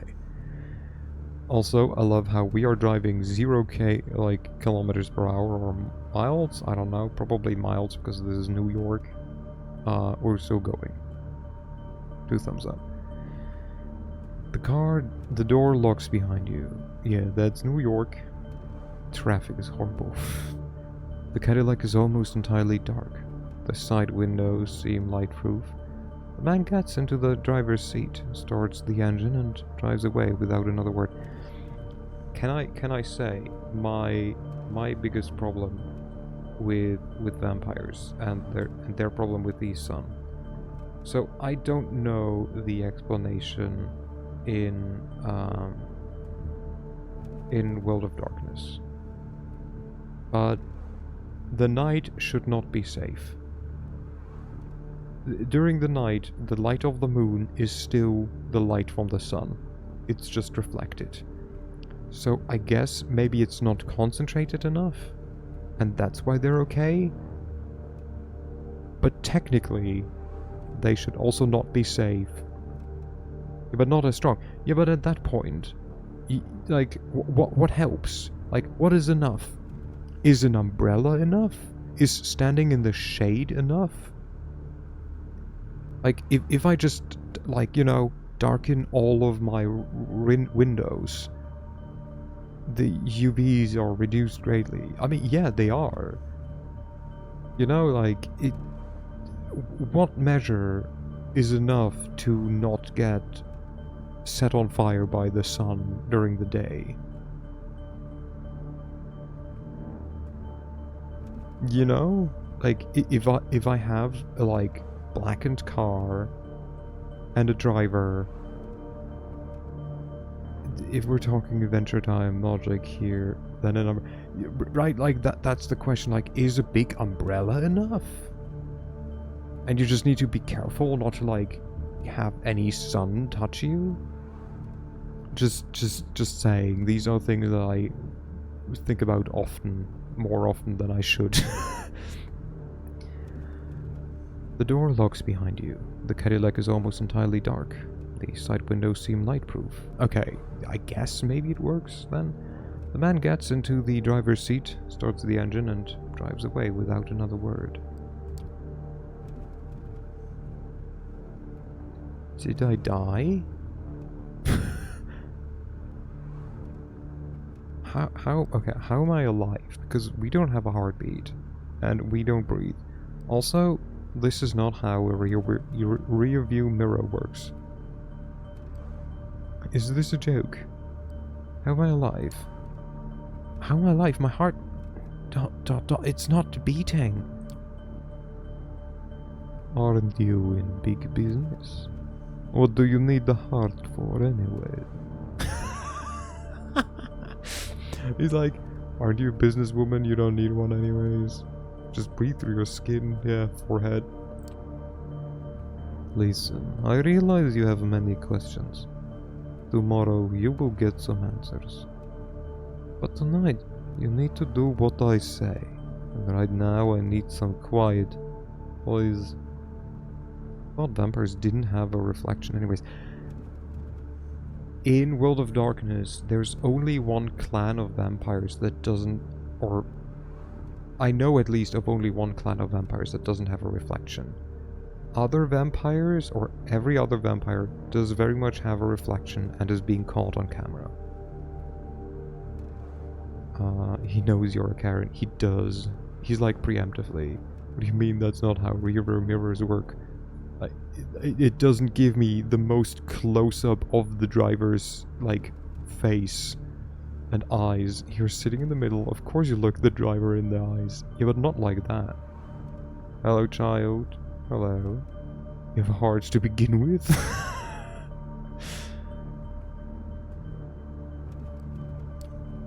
You feel too confused to protest. You stay silent for the rest of the ride, even as more questions bubble up to the surface. One of them being, did you actually kill someone tonight? Staring out the window, you find it hard to focus and quickly lose track of where you're headed. You can only tell that you haven't left Manhattan. Another underground parking. Almost featureless. Okay, fair point. Yeah. I mean... yes, you would see the driver, but not like that. How's father? I'm doing okay, I'm doing okay. Also, thank you for the hat pet. I didn't realize that was a hat pet. I just saw your name and was like, ooh, hello. Another underground parking. Almost featureless. Empty. The car stops and the man opens the door for you. We're here. The stranger walks you to a nearby door. He opens it and motions at you to get in. At the point to pet you, so is... Okay, thank you, it's appreciated. Go on in. Make yourself comfortable if you get hungry. Again. Take a look in the fridge. I'll pick you up tomorrow and you'll get your answers. Ooh, skeletons and zombies. Let's go. I mean, neither skeletons nor zombies, but vampires. So we take it. Behind the door is a small room. No windows, just a simple bed and a single light bulb hanging from the ceiling. Just like the perfect office. A small fridge is humming away in the corner, accompanied by a rattling AC fan in the wall. That's how you know it's in America, because even a shitty room has a fucking AC. Meanwhile, Europe, Germany, like most of Central Europe or Germany is like, what do you mean an AC? What? No, just because it's hot? Nah, that's not how it works. True. They're like, oh, you find a closet. It has a fully functioning AC. You just need windows that open 2 ways. Yeah, indeed. You're leaving me here? It's 100 out. And I die stepping out there for 5 seconds. I don't know how y'all just don't know. Wow.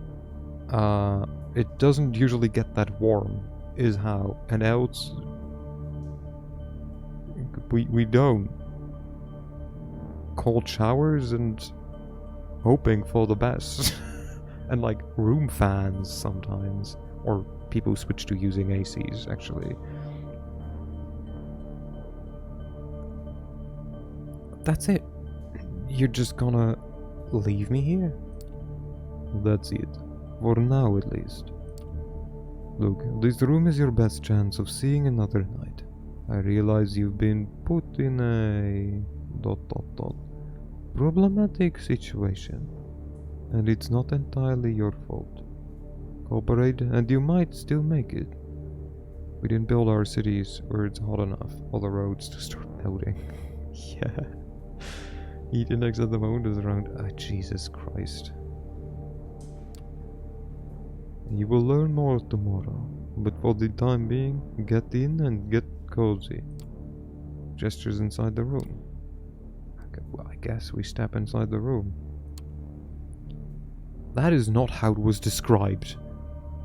That is not how the... that is so much worse than I imagined. Oh no. You step in stride. The stranger nods. That is not what I expected when they described a small room with a bed and a lantern and a lamp. Jesus Christ.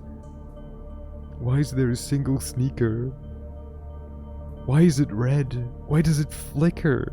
Oh no. At least we have a toilet, I guess, because we have like some disinfectant over there. No Wi-Fi though. I mean, he took our phone anyways. You're gonna die. We already did, so I guess, you know. What's the worst that can happen? Die again? Good night.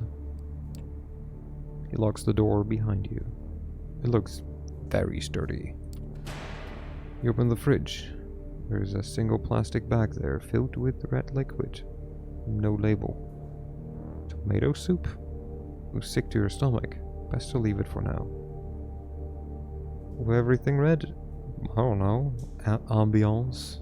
Also, we really played the stupidest character ever, right? Like, there's this dude with like big fangs, and I murdered someone by like drinking all his blood out of his like wrist. And now I'm in a room. I'm not supposed to go into the sun, and there's a plastic bag with like red liquid. What could it possibly be? Ah, yes, tomato soup. Shut the fuck up. No grilled cheese sandwich with a tomato soup. That is not very... I mean, this is America, so I guess that would be more common. Useful for UTI. You lie down on the bed. It's a simple mattress on a metal frame. At least it's not too filthy. I just had food. Good job. Proud of you for actually having eaten. You think back to how this evening began. This Vance Vester, is he friends with the dark-skinned stranger who picked you up from the restaurant? Or is I'm eepy, but it's too early. I mean, it's 11. Do you have any plans tomorrow? You can hang out a bit if you don't want to go eat yet. And if you fall asleep, then hey, that's how it be. Then I put you to bed. I give you a good night kiss. I would tuck you in, but like that's a bit too far. Like, just distance-wise. Also, I don't know how warm it is, so I'm tucking in a years in American grilled cheese sandwich are normally paired with tomatoes. Okay. No plans, but I don't want to wake up at like 7. Just sleep longer, forehead. Easy. But yeah, that's very valid. I don't know. Draw something? SMH my head. Yeah, shaking my SMH head. What happens now? Unable to relax, you spend an hour or so planning out various scenarios in your head. I mean, shaking my H.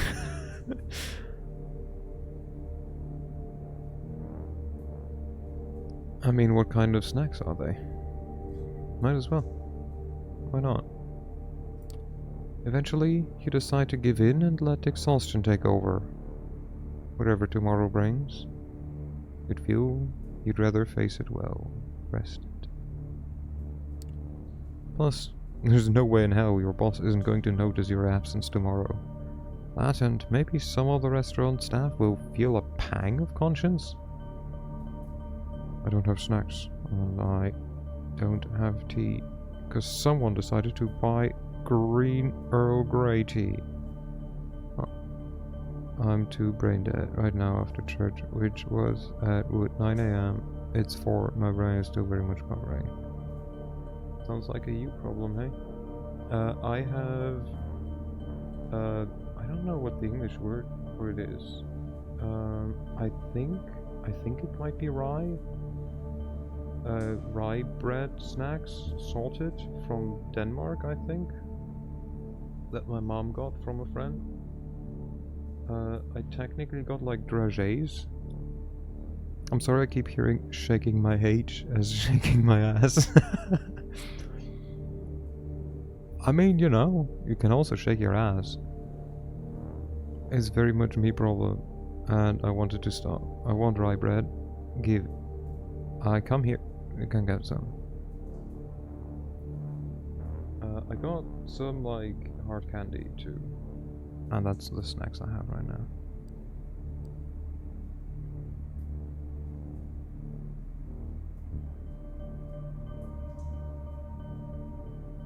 How do you hear like ass when I say H?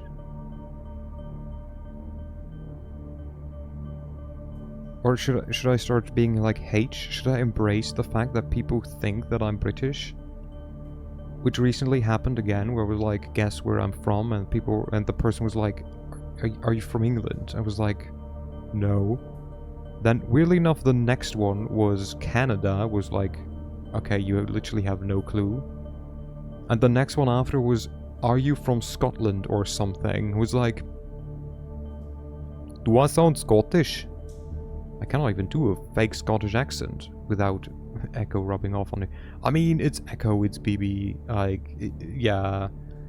I know that I have a more British accent, but definitely. Scotland as well. As a British being, you do sound British. I mean, I don't mind. I'd rather sound British than German. Because speaking like this, oh god, I would hurt. This would hurt me. Which is why I use it sometimes to hurt my friends. Or to make fun.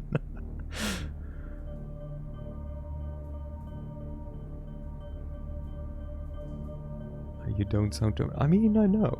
This is very cringe. This is indeed very cringe. This is giving me psychic damage in the head. And I think I'm Spider. Truth be told, but hearing stuff like is adorable to me. Like when British call fries chips. Please stop. No, carry on. I believe my pig is whistling. I think the dog becomes crazy in the pen. I don't know. But no shit. So I had when I was in Finland to study there as an exchange student, I cancelled one of the lectures that I planned to attend because the lecturer was a German professor And no shit, he spoke like this. He had the heaviest German accent, and I felt like I was in physical pain for that one lecture that I attended. It was bad. It was so bad. Like... And then we take the numbers.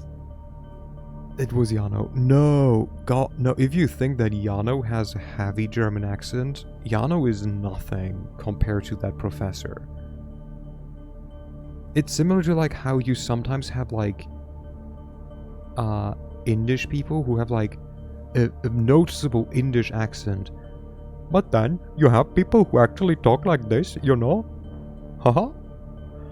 And I kid you not, I met someone once, like, on my work from university home. Yeah, like, kind of like Apu from The Simpsons. Like, who just asked me a question. He had the heaviest fucking Indish accent. I was like, dude, I feel so bad. I guessed half of the things he asked me. Our corporate-wide meetings are in English, done by German people with very bad English. Oh no! Oh no!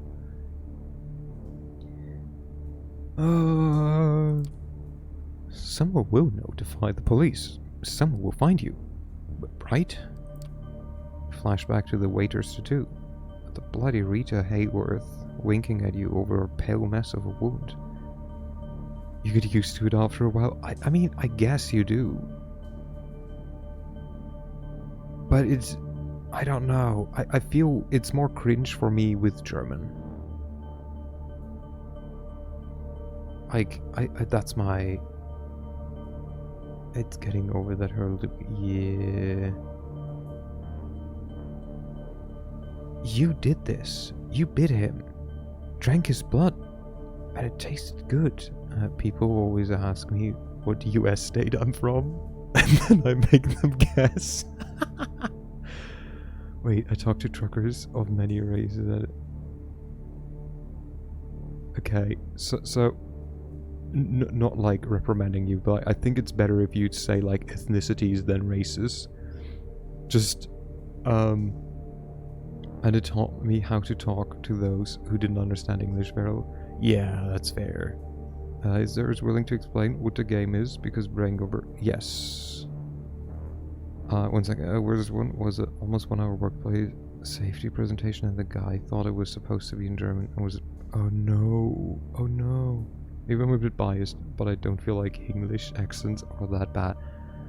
They can be bad, I think. I feel it depends on whether or not how thick it is. But yeah, I feel you might be slightly biased. So this game, we're not far in because we keep getting distracted, is you're a vampire. And it's a story. I'm crazy tired of mode. No, all good. Like, it didn't read as in like I did this maliciously or something. It's just, you know, I was involved with a person of color, so I learned or tried to learn how to speak more, aware of like the words that I'm choosing. Especially, apparently, it's more important in English. I feel in German at least in Germany, we're much more direct. We say it how it is, which was and is a problem apparently. But yeah, so we're a vampire. We're playing Karen because we are a corpo. We're a big corpo lady, and we got turned into a vampire, which we apparently somehow still haven't gathered yet. By an investor. We're Vampire Karen. I mean, she didn't forget it yet, she literally just turned, but it feels like she has no clue what vampires are. Or she just is about to have the realization because it's wild. But yeah, we were either able to be an anarchist, a Karen, or a failed artist. God has never... I don't know, because... So that's the thing. Normally, you would say like, well, okay, she's like a corporate person, doesn't have... were you there when I described the game, or did you leave right as I described the game for you? So, you know, because it's like, some people have, you know, they don't watch movies or stuff, which I'm pretty sure my mom still knows what like vampires are. I wanted banana bread. That's okay. But she, or like in the explanation, is that we had a life before we went full corpo where we Netflix and chilled with people.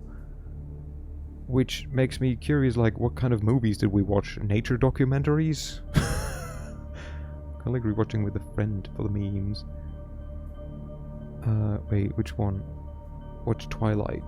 So I think it was last year where I watched every but the last movie of Twilight.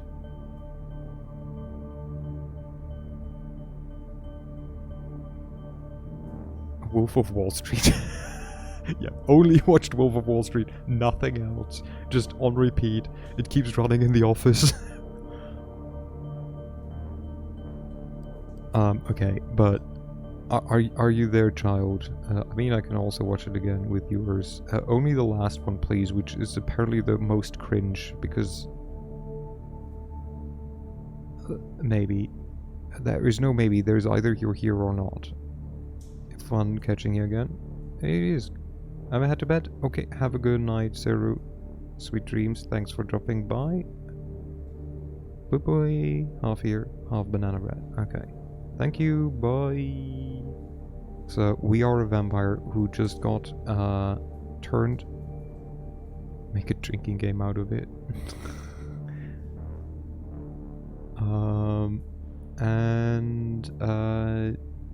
Yeah, we don't know much yet. But apparently we have no clue what vampires are, because we're like, huh, we drank blood, we don't breathe, we don't have a heartbeat. Seems normal. Why should we shun this? Why should we shun the, like, sun? I don't know. Wait, what are we making a drinking game out of? Out of banana bread? Or out of ... or out of me getting distracted? Could change the drink to just water. Or watching Twilight? Oh god. There are so many drinking games that make you just wasted with Twilight. What if you can never go home? Yes, that is indeed the idea. I'm back. I swear to god, this kid... I will not repeat it a third time. Either you watch back... I'm kidding, I heard what you said. This is a little shit. You are so tired. Your entire body tenses up on one last time, and before you know it, you drift away into oblivion. You get a drink? Yeah. Have you been drinking? Overhydration? Yeah, but I think you have to drink a whole lot of water, and not eat or something as well, to like overhydrate. You wake up. That in itself is a surprise. You barely remember when you drifted off. Didn't feel quite like sleep, or like plummeting into an endless void. You imagine that's how death feels like. Also, can we just talk about this child complained about like, it's like 100 degrees outside, which Fahrenheit fair, which is still like 30 plus. And then instantly shows, by the way, hi, I'm American, because I obviously sit inside with an AC because I need a blanket. If it's 30 degrees outside, get every blanket as far the fuck away from me, or only put it under my butt. That's the only places where a blanket is allowed to be. unless I just left the shower. And even then, I don't need it in that heat, because I just leave the shower and I'm basically dry. You want comfy. I let you be. You're American, it's okay. You're allowed to be. Morphs into blanket. That in itself is a surprise. You barely remember when you drifted off. Didn't feel quite like sleep, more like plummeting into an endless void. Imagine that's how death feels like. Yeah. I know. The room is unchanged. The lamp is still on, the AC is still rattling, the refrigerator is still humming. Take a look at your watch. It's almost 9 p.m. You've slept for 17 hours straight.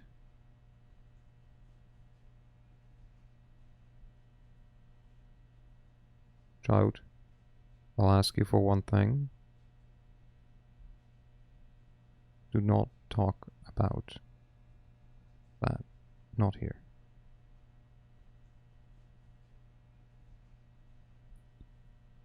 The room is unchanged. Okay, we've read this. Okay, thank you.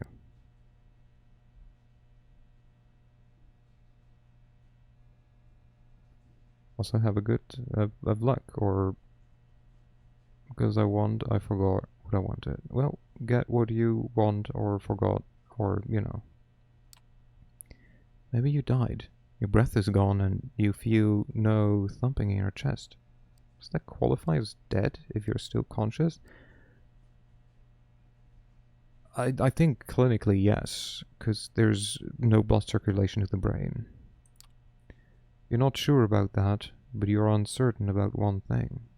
You're hungry. Not your stomach rumbling, though. Is this hell, then? Maybe. Isn't life always hell? It's a need that starts somewhere in your abdomen and spreads to your chest, throat, and the back of your head. You open the fridge. The bag is still there. You take a closer look at it. If it is soup, then its color and texture are off. You pull the cork out, take a whiff. You recognize the smell immediately. Maybe if you're edgy. We'll find it, then go for today probably, so I can finish the project. Okay, take care. Nice talking to you, seeing you around. My stomach hurty. The cookies were yummy though. You're silly. And stupid. Good soup. Yeah, blood soup. Holy shit. There's no mistaking it. It's bagged blood. No, I'm Esme. So, fun fact. If you rearrange the letters in Esme and change out a few, you end up with stupid. Might be back later, but I doubt it. Bye-bye. Bye-bye. Take care. Enjoy. Good luck. And all that good stuff. The smell is faint, and you remember some situations in the past. If you rearrange Esme, you get Samey. Can say the same about Earth. I mean, yeah, I'm not denying it. The fun thing is, the trick works with every word and every letter. Like, every name. If you just rearrange some letters, exchange some, add some, like, you know, take some away, like, boom. It's stupid. The smell is faint, and you remember some situations in the past where you found it nauseating. But now it's almost... ... No, not almost. It is enticing. Do we try to resist? Or do we just give in? Do we try to resist our vampire urges? Suck. Yeah, I mean, that was my intent. Like, that was my impulse as well. Snack. Drink the blood. Ah. Suck. Feels wrong. But But right now, there's barely anything. No, we are human. Too late. There's barely anything in your life that doesn't. Also, to be fair, a woman's gotta eat. True. I mean, we don't quite know what we are, but like, I think we've gotten to the point where we know we're not human. To hell with it. You pour a bit of the liquid into your mouth. It tastes like shit. It's coppery, thick, and clings to your tongue and the insides of your mouth like a film of dirt. Humanism mindset. Is it? You swallow hard regardless. Taste is foul, but somehow you kind of want more of it. It is like tomato juice. It is exactly like tomato juice. It tastes absolutely horrendous, but somehow people want to drink more of it. Alternatively, it's like mate tea. It tastes like fucking cold ash, and somehow people are like, yeah, but like, if you drink enough of it, it actually tastes nice. Like, fuck off. No, it doesn't. Apparently, I'm not people. No, but like, you cannot. Coffee. I feel coffee is more a thing of like taste, but like, I don't know, because I've never wanted to be near to. I don't like it as well either, and I've never gotten what taste. Mate tea, so like Club Mate, or tomato juice. But like coffee is like, I feel coffee is like more it's just bitterness. Like coffee itself is mainly just bitter. I've never had, no, not mage, like mate, yeah. Or I don't know how it's pronounced in English, but like, yeah, like the tea. Like, because in German, I know it from Club Mate, but like, we pronounce it Mate. But I don't know. Oh, it is Mate. Okay. I wasn't sure. Listen, English makes no sense. It's literally spelled the same way, the like, mate. So, just Mate sounds better.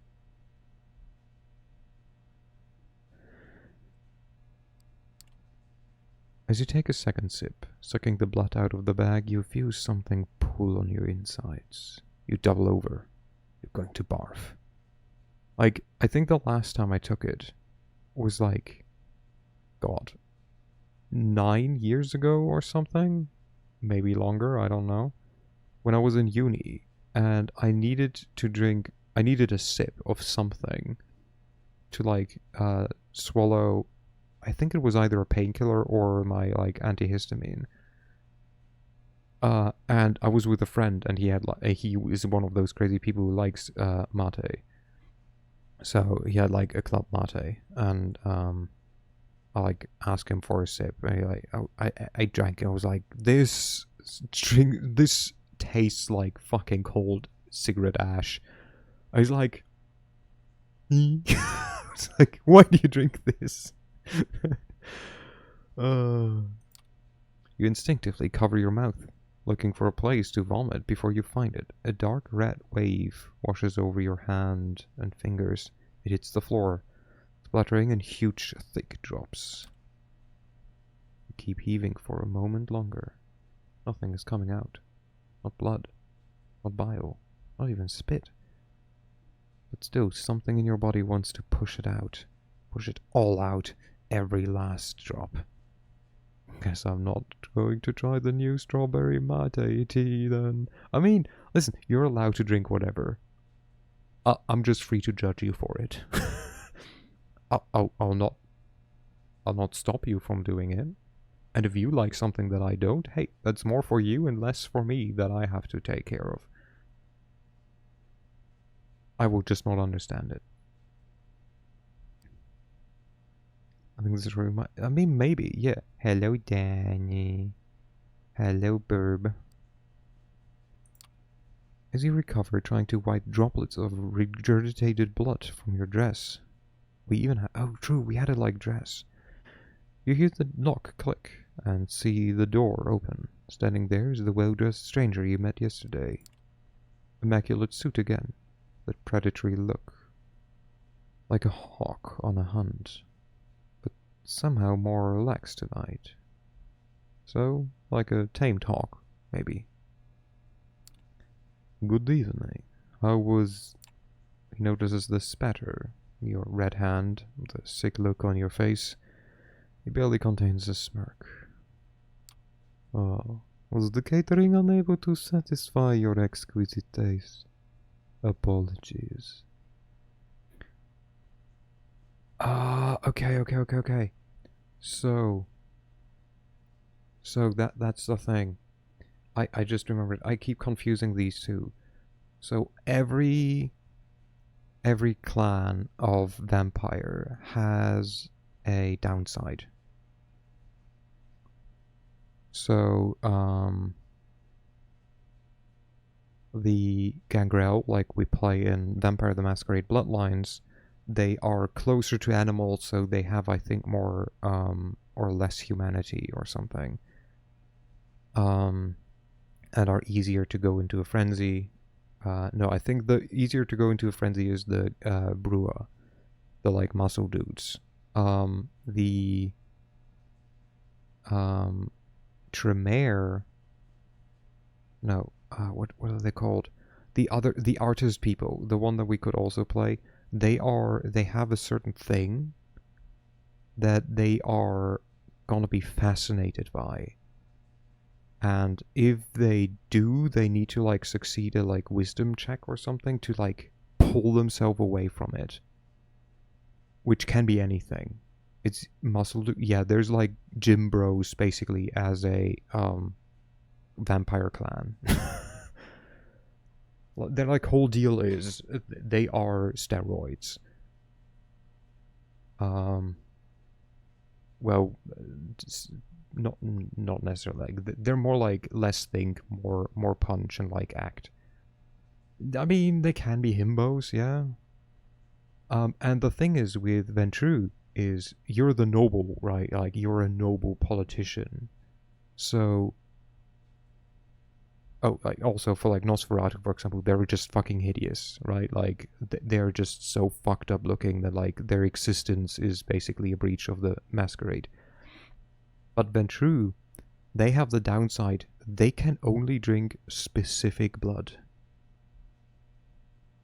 They need to drink blood of the specific group of people, else they cannot drink it.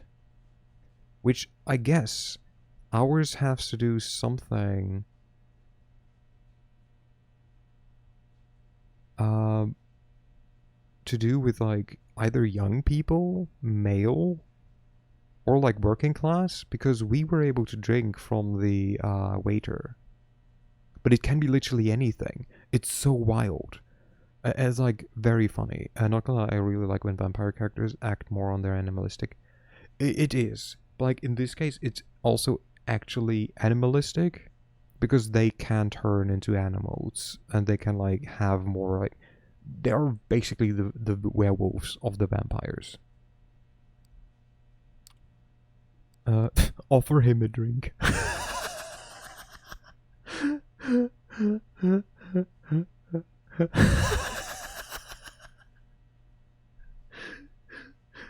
Hey, you want a sip?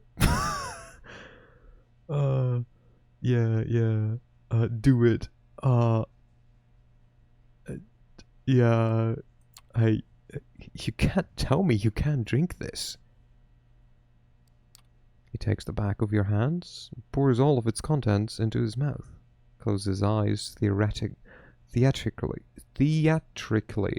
savoring the taste. When he opens them a few seconds later, he looks sharper, energized. Also like the idea of vampires. Yeah. It is a really neat idea to just be very picky with like what kind of blood you're drinking. Would you like a blood in these trying times? Not all of us are picky eaters.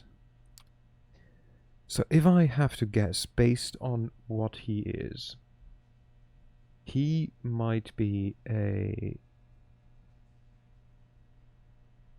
So that's the thing, he could technically be a Bruja and just be a like lean Bruja. I don't think he's a Gangrel, for that he's too like well dressed. Oh, Toreador is the fancy pants, by the way. He could be a Toreador and just be like, I feel he's more a Bruja, though. I think he might be a Bruja. Just based on what he said, of him being like, okay, I will give you 3 strikes and else I will rip you apart. That's my be picky about blood. Like you're picky about what? Yeah, I mean that's the thing, right? It's like, a like 21-year-old farm worker. He rapped really well. I heard he's from Atlanta. Good year. You know? It's like it's hacking funny. I prefer blood type AB negative. Come on, we've got places to be. I should have some water and a towel in the back of the car so you can clean yourself up. The car is humming in the empty parking lot just outside the door of the crammed room you have spent the day in. The man motions to it, politely but with a stern look on his face. Rush the stranger. Yeah, no, I don't think so. Get inside the car. We're gonna be like, you know, cooperative. It's not like I have a choice, right? Correct. But your cooperation is appreciated nevertheless. You take the back seat again. The doors lock. The stranger takes the wheel and starts the car. You drive in silence for a while. From time to time, you keep trying to catch glimpses of familiar streets or landmarks through the blackened window, but it's of little use. Also, can we just talk about? I feel as a vampire, you would want to live. You want to move like you'd probably want to move like from one hemisphere to the other every half a year ish, so you can have like the longest nights. No, I feel like you might as well make the best out of it. I don't know, just my opinion. The car is also soundproofed, so all you can hear is a bit of traffic humming and the car's engine. The driver doesn't say anything and seems focused on the road. Just move between the Arctic and Antarctic. I mean, maybe not quite as intense. Are you just suggesting vampires migrate like birds? I mean, if they want to be time efficient, yes. Because imagine living in like fucking, I don't know, Iceland. And then like half the year you cannot leave your house ever because the sun is out like fucking 24/7.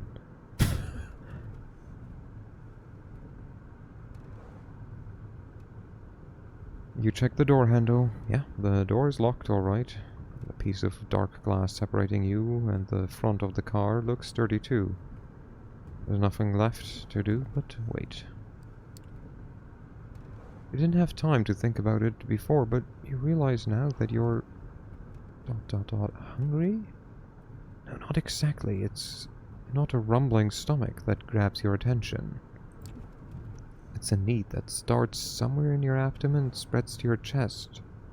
We've had this already. Throat and back of the head. You become restless. This is essentially kidnapping. Whatever this guy says about its purpose, it doesn't change the fact that you're being held against your will and you're not used to following orders when you can't delegate them to somebody else. Let me drink something. And it's not blood, though.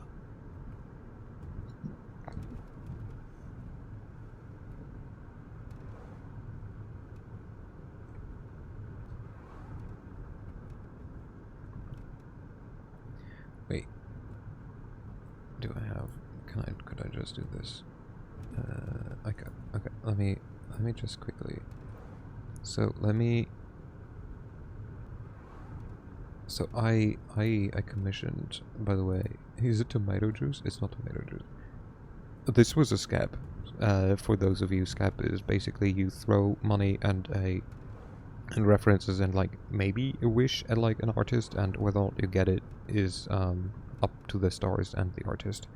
So I threw one of them and the artist was like, hey, I'd like to have a vampire who, like, you know, kind of sits there with, like, glass of wine in quotation mark, like, gestures someone. This is the outcome. This is vampires, I guess.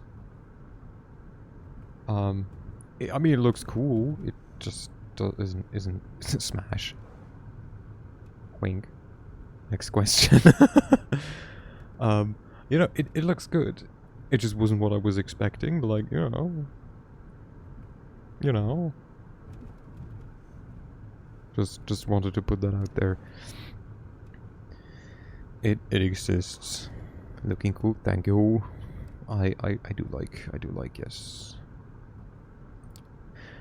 You feel the need to get a semblance of control over the situation, so you decide to prove yourself useful. I can get you a lot of money. He's driving a fucking Cadillac. I feel like he doesn't need like a highly customized Cadillac. I have a worthwhile skill set, sure. Let's go with that. Also, I just noticed these are moons.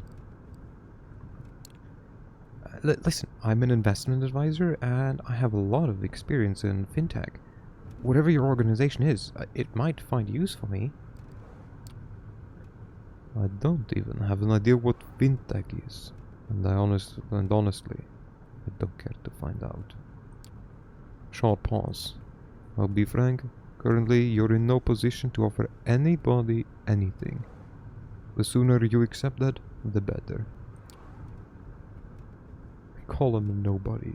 Curse him out. Ridiculous lack of ambition.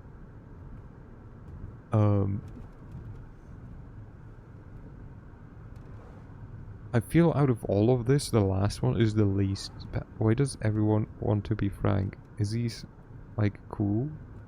I mean, maybe. You know, like, it's a, like, short, to the point name. Also, maybe he is just frank. Maybe that's just his name. Anyways, we will ridicule his lack of ambition, because I feel that's the most corpo. Frank Heffley is actually kind of crazy. That's definitely a name. Crazy's the new black. Big words coming from somebody's dedicated errand boy. I wonder if you've ever achieved anything. Jesus Christ. That's not ridiculing his ambitions. How? What the fuck? Push the right buttons. He gives you an absolutely furious stare through the rearview mirror. For a second, you spot a crack in his professional demeanor. You don't know anything about me. You have no idea where I'm coming from or where I'm headed. A few seconds, he quietly fumes. Your attitude won't help you make any friends in your current position. You definitely need some. Consider that. Preferably in silence. The dull hunger strikes again. The powerlessness hurts. You're used to people listening to you, or pretend to care about your demands at least. The driver doesn't play that game, and it annoys you to no end. It takes you another 20 minutes or so to get to your destination. As the door opens, you try to get your bearings. You're still in New York, that much is certain. Queens, maybe? After me. No sudden movements. Please. You approach a nice-looking building that houses a 2-story gallery called the Art Hall. 2 large men in suits flank the door on both sides, and they give your companion a nod as you approach. Prompted by the stranger guiding you, you walk inside. The gallery is full, which is unusual at this hour to say the least. About 24 faces fill the showroom, and a number of waiters navigate the gathering, serving drinks. All of them are beneath the guests' attention. The visitors are well dressed for the most part, but it's unclear what they have gathered here for. Oh, I just remembered who he reminds me of. He looks like Moist. I can kind of see where you're coming from. Nobody seems to be particularly interested in the art pieces on the walls, and the atmosphere is polite. Unnaturally so. Many guests turn to look at you and the stranger, who give him a white shirt and it's done. He doesn't have long enough hair and is not wavy enough. Look at you and the stranger who brought you here. Their glances are varied. You see open contempt on a few faces and animated interest on others. Most of the eyes in the room calmly observe you, as if wishing to appraise your worth. He'll get there. Yeah. This reminds you of your company meetings. You, the only woman in the room, silently judged not on her merits, but her standing on the list. Passed in clandestine email threads between your male co-workers, until HR found out, that is. Not the most... pleasant experience, but there's no denying it taught you resilience. When others would cower, you now straighten up. When others would turn their gaze, you meet their eyes. All the gallery guests with confidence. Good evening, Kadir. And you? And to you, child. The woman. The noble, cold voice takes you out of your head and back to the situation at hand. The gallery, a crowd of strangers. You being brought here against your will. For what purpose? Child, Darjitella, the woman. The room awaits your response. Good evening, miss? Excuse me, what? No, again, we're like corpo, we're like businesswoman, we easily catch ourselves. Good evening, miss? Like, there's the open question of, like, who are you? Good evening, miss? ... Question mark. Also, do we still have blood on our dress? On our skirt? You are addressing the Prince of New York City. Helene? Probably Helene, right? Helene? Panhard, child of Mikael.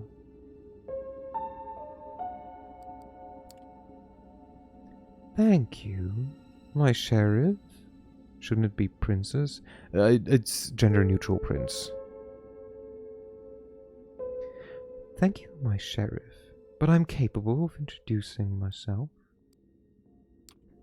She is somewhat plain-looking and doesn't seem to possess a great deal of charm. Okay, then he definitely is either a well-groomed gangrel or a bruja. If he's the sheriff. Member of royalty. Panhard. She's someone plain looking and doesn't seem to possess a great deal of charm. But still, the entire room is intently focused on her voice. She has influence over these people, that much is clear. You may address me as Prince, child. I realize your introduction into Unlive was abrupt, and understand your sire left shortly after. The rules of our society dictate I punish you both for this transgression. A murmur, an agreement maybe, can be heard from the gathered audience. ... But I'm willing to listen to what our loyal sheriff has to say about the circumstances of your embrace first. Embrace. Is that a euphemism? No. Okay. Again, we know our place. We remain silent. You decide it's best to stay silent and listen to the whole situation unfold. It feels like you're out of your depth here. Shall we begin? You are about to be judged by the court of New York City. Kadir, please tell us how you found this fledgling and what happened on your way here. Euphemism? Barely know her. I mean, it would be, if anything, him, no? Ism sounds more like is him. euphemism, you know? Like, I feel that one counts more, I barely know him. Court Prince? Is this some kind of secret society make-believe? A trusted informant who has chosen to remain anonymous at this time tipped me off about a suspicious kindred appearing in one of our domains. ... Upon investigating, I found them gone, but these fledgling remained in their place. Joko, I barely know her, and I do not go against the status quo. A reservation made in the private lounge of the patrician suggests these once sire had plenty of resources to spend. However, they are apparently also well connected. I lost track of them. Despite some reservations, she offered little resistance last night and cooperated on her way to the safe house. I was pleased to not have to force her compliance.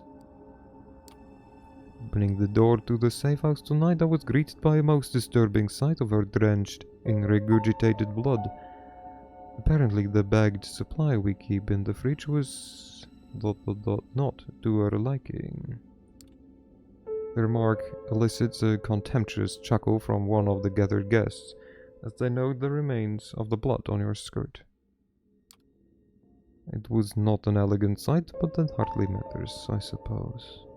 Moving on... We had a quick chat, but wishing to appear here post-haste, I urged her to join me, which she did without struggle.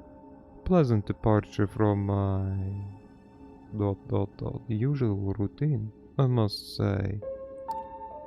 During our drive here, she showed me her fangs, metaphorically speaking, posturing as if we were equals, insulting me when it didn't work. I refrained from causing her physical harm, but I expect her ego might still be a bit bruised. He looks at you and flashes a nasty smile. The story ends with us arriving at Elysium tonight. All eyes are on you again. You take a special interest in one of the faces. It's a beautiful woman with curly, almost red, blood-red hair and a dress to match. You see her whispering to some bespectacled man with an absent-minded look on his face. Who is she, you wonder? Thank you, Kadir. I take note of this fledgling's behavior and will take it into consideration later. She turns her attention to you. First, there is the matter of your sire. The person who brought you where Kadir picked you up from last night. Who were they? Sire? I mean, to be fair, like, I feel it's still... I want to see the red-haired woman, please, and thank you. You will get to see her, don't worry. I'm sure.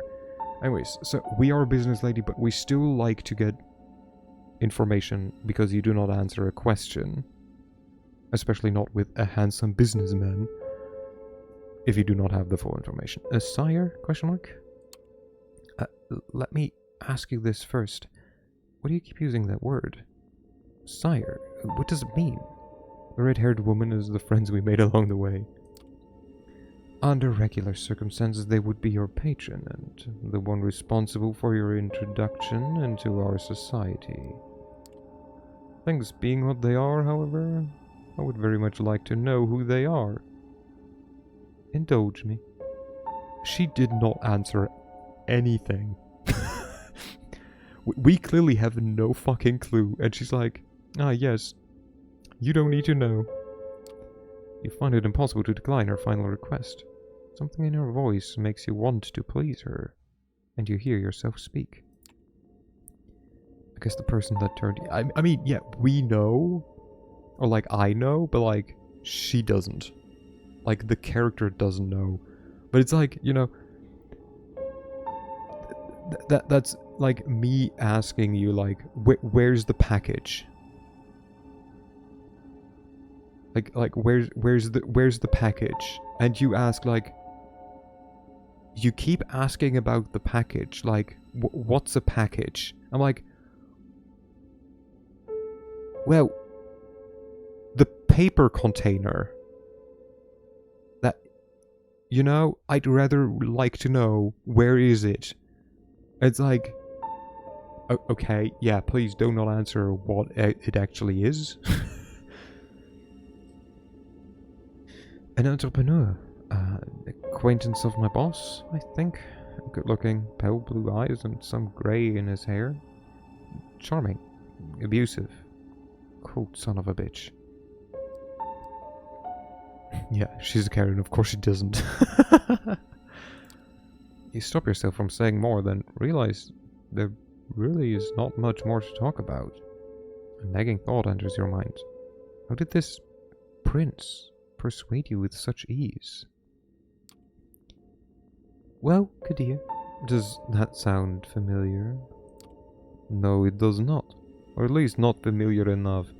We continue the search after we're done here. He talked to somebody at the restaurant. Important. We want to save our life. That man. He talked to somebody at the restaurant before he left. I can't remember what he said, but he wasn't alone. Maybe that's a lead you can follow? So it was something along the lines of, I've done it, you owe me, or something like that. Or, I've done it, I hope you're happy now. Did he now? That is interesting. I do hope the proprietor won't stay mad at us for losing one of his staff. ... It's almost like he knows the waiter's fate is still bothering you and takes pleasure in pointing it out. Thank you for that observation. I will investigate it later. What shall I do with the fledgling, my prince? What is your recommendation, my sheriff? The traditions are clear. Thou shalt only sire another with the permission of thine elder. If thou createst another without thine elder's leave, both thou and thy progeny shall be slain. ... I'm ready to fulfill my duty. Stay your hand for just a moment longer, Kadir. I wish to consult my council on this. Make sure everyone is in agreement.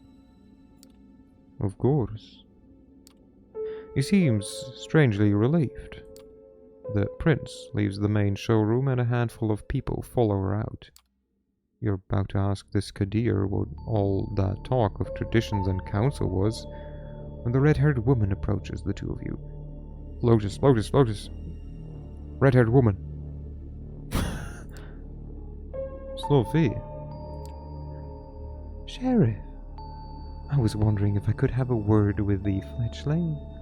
Woman! She do be pretty. I agree. Whoa. Smash. Next. Oh, hello. What for? She lowers her voice in response. Come on now, Kadir. We all know what the verdict is going to be. Let me speak to them. You might not have to stain your hands tonight after all. Her words grab his attention. His face is hard to read. Hi, Miss Sophie. It's like several emotions are struggling for dominance. Anger, sadness, hope, gratitude, resolve. I'm coming now, miss. That's...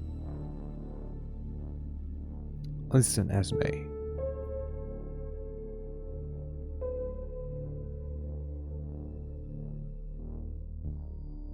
Nothing.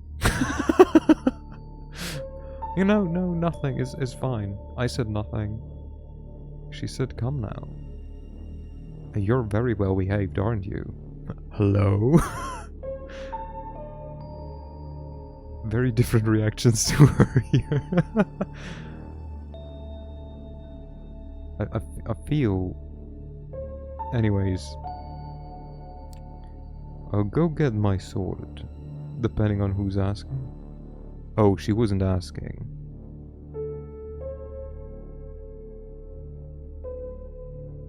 It was definitely not an ask. He steps out of the room the way you came, and you're left in the showroom with the woman in the red dress. She takes you aside, and the eyes of the remaining guests follow you. Well, fledgling, you are in quite the pickle. Maybe you'll tell me what the hell this is? Nah, I can be well behaved depending on the person. Oh, is that now? I don't want to be in a pickle. What the fuck? I mean, you know, maybe it's a nice pickle. Look at her. Of course I'll behave. I'm sure you'll be good girls. What do you mean? What do you mean? I still don't understand what my crime is here. Poor thing.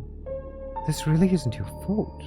But if you want to get out of here in one piece, you need to understand one crucial fact that seems to have eluded your grasp.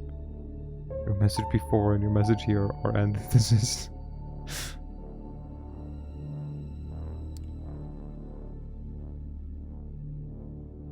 Last night you became a vampire. Wait, what?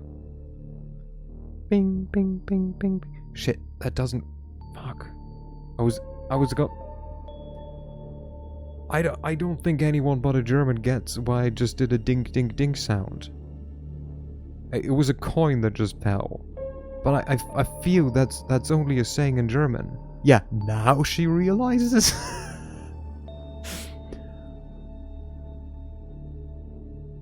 I don't think it's an English saying, is it?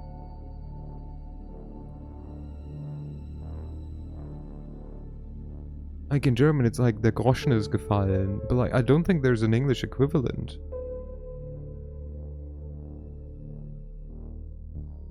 Yeah, it's wild how we needed someone to tell us. Now we have...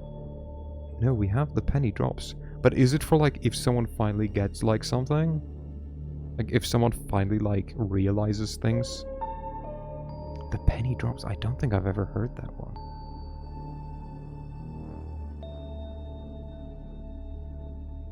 Yeah, okay, well, interesting. I was not aware, the more you know. Oh yes, I'm well aware of how ridiculous that sounds. It's the reason why we have these nicer words for it. Kindred, being embraced, having a sire. The fact remains. The beings called vampires. Looking at them, they're us. Yeah, English is strange. No, like, the thing is, in German we have the same. Like, der Groschen ist gefallen. Groschen is just a older term for a coin. So if someone had a realization, that means the coin finally dropped. My neighbors are arguing again. Hooray! Can I also use... No, okay. I need to use my mouse.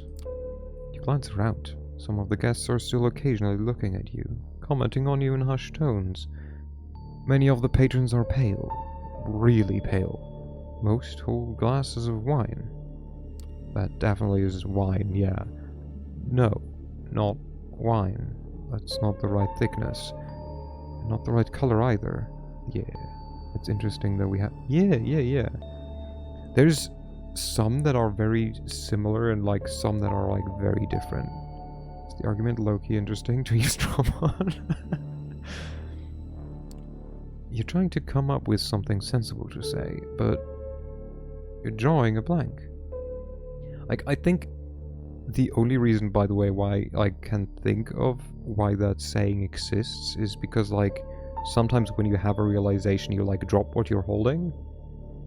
So I guess that's, like, maybe where it came from, would be my guess. Makes a morbid kind of sense. You drank blood last night. There's no denying it. Your breathing has not returned. Your heart remains still. So they can't understand them much. They're yelling at the same time. Hooray! Yeah, all of this should have given it away. Honestly, just the first part should have given it away. Along the lines of that cheating scandal that went viral. vampire? Two voices in your head start battling for supremacy. Maybe we are Malkavian instead. One of them slowly begins to put everything that happened since yesterday together, coming to a conclusion that no matter how insane it might seem, nothing but what she's saying makes sense. They argue every 2 to 3. The other voice just keeps saying, What the fuck? What the fuck? On repeat. You're surprised. This is often how it plays out by design. Kadir deliberately keeping you in the dark and all. If we do nothing, you'll be cut down, as sure as day follows night. But I'm here to offer you a chance. A way out. Under one condition. I will take you under my wing. If you're lucky, the prince will be in a good mood tonight, and Kadir complains about your behavior won't influence her judgment. This society values... docility. Well, I mean, to be fair, he didn't complain really about my behavior. Like what? We were like snappy once? She might agree to this, but only if you swear fealty to me. Ladies, are you ready to swear fealty to Sophie? I'm not making this offer lightly. As your patron, I will take responsibility for you. Your actions will reflect on me. If they reflect negatively, well... I'll make sure you face the consequences. He complained about your failure to appreciate the bagged blood. Well, I guess. But he should also be aware that there's just blood clans, like vampire clans that, you know, have that issue. So I think it was more a side joke to like show ourselves up in front of like the others. What happens if I agree? Suppose I say yes. What happens then? You survive, hopefully. Or not, depending on the prince's whim.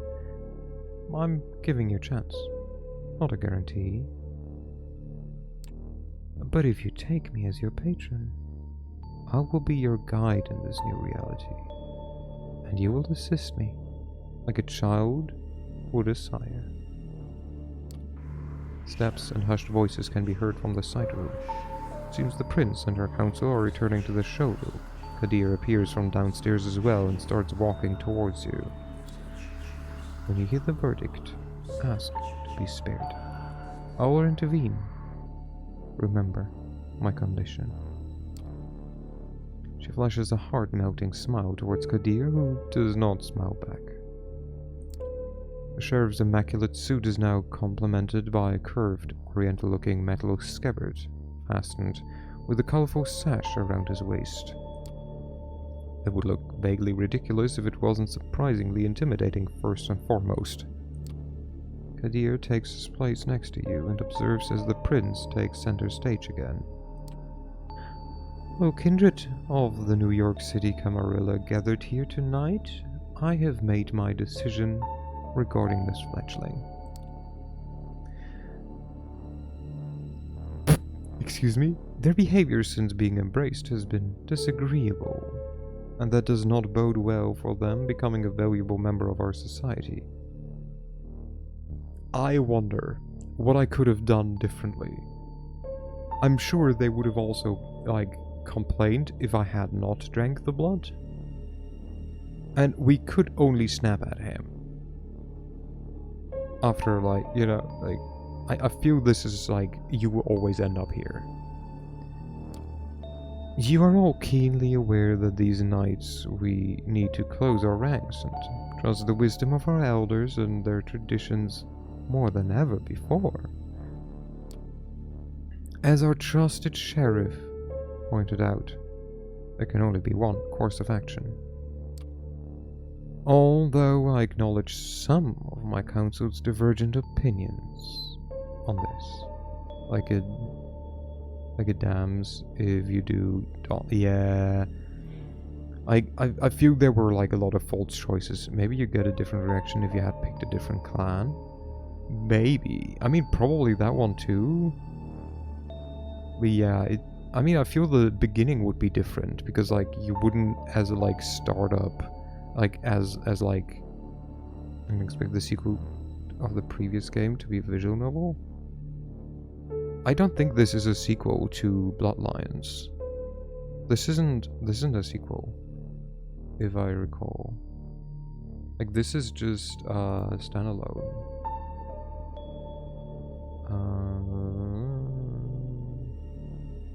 I think this has nothing to do. Yeah. Also, okay, I guess it's like Telltale.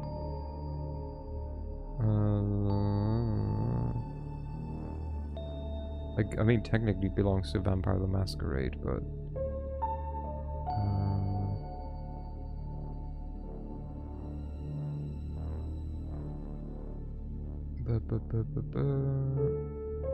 Okay, well, I don't care. Okay, maybe Kadir just doesn't like Ventru. Maybe. Maybe he just doesn't like Karens. It's like, I mean, that's the like interesting part, right? Like you could, that's why you can like replay this. She takes a look specifically at one of the people who left the room before, a somewhat plainly dressed, shy-looking man whose skin has a somewhat healthier tone. He bows his head in deference. Again, sometimes it's like not quite sure how to like, but it's deference. ... I hold the final authority over this fledgling's fate, and I declare that, while their embrace might be their sire's responsibility, in their absence it is their progeny that shall be punished. The sentence's final death. The result, presently? Kadir. You hear a scraping sound and see that the sheriff has unsheathed his curved sword. It is a beautifully detailed blade, which you expect must be worth a small fortune. Its apparent sharpness makes you freeze up. 2 outs. Bottom of the night. No, 2 outs. Bottom of the night. I instantly forgot what voice I gave him. 2 outs. Bottom of the night. There we go. His quiet mumble is audible to nobody but you. As his eyes meet yours, you note just a hint of sadness in his countenance. One that quickly vanishes to give way to grim determination. And ease out to bed. You will not get another chance to speak up. Is there a save? No, there's only save and act. Oh god, you cannot even save scum.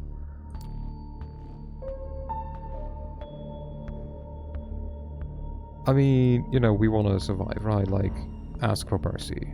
Might as well get under pretty Sophia. You make your choice. Like, I feel everything else is just you die. Like, I feel maybe with, like, you run away, you could maybe survive. Like, there might be a, like, story element that is like, hey, halt, someone intervenes. And like you do actually get to survive, but like with the you just let it happen, you would probably just die. Spare me, please. Don't make me back, goddammit. Prince, if I may ask you to stay the sheriff's hand for a while longer. Kadir looks at the prince, awaiting her response. The sword is still hanging above you, threatening to fall at a moment's notice. Is there something you'd like to say, Miss Langley? Yes, if I may. At first the prince looks somewhat annoyed at the distraction, but she stays quiet for a while, measuring the mood in the room. The board elites suddenly look at you with aroused interest, some of them dismayed at not seeing the bloodshed, but all intrigued by the unexpected twist. The prince nods. Well, let's hear it. Sophie takes a few steps forward. All eyes are on her now, but Kadir's heavy hand on your shoulder makes it clear you won't take advantage of the distraction. My prince, while the traditions are clear, I believe that the proper context should be observed in addition to the letter of our laws. This fledgling is a burden, but with proper guidance, they could become an asset to our domain. And I understand you're volunteering to take this unruly child under your protection? Unruly? Excuse me, just because I, fucking puked once after eating fucking refrigerated blood. Or because I called him an asshole, in the car. What else? I was literally just doing whatever is asked of me. Yes, I'm willing to give them a chance and to prove to the entire domain that they can adhere to our expectations. I would take nothing less than their full cooperation. Naturally. Whispers can be heard again. An incredulous voice or two. Hushed. Just behead the fucker. Some suppressed exclamations of surprise. Silence. I ask all of you to make a note of this moment. I might be persuaded to bend one tradition in this child's favor, but another will have to be enforced even more firmly in its stead. Until thy progeny shall be released, thou shalt command them in all things. Their sins are thine to endure. Are you certain that's a responsibility you wish to shoulder, Miss Langley? I am willing to guide this fledgling and add a valuable ally to our sect in a time of need, yes, but I would like to receive the right of destruction over them if it pleases you.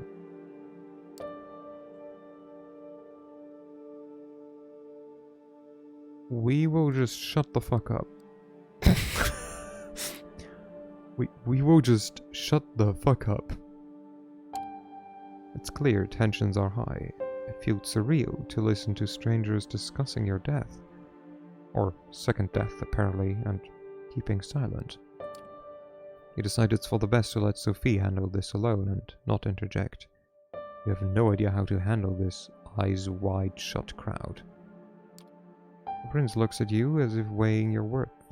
She takes another good measure of the room before she speaks again. I shall grant what you ask. Let it be known.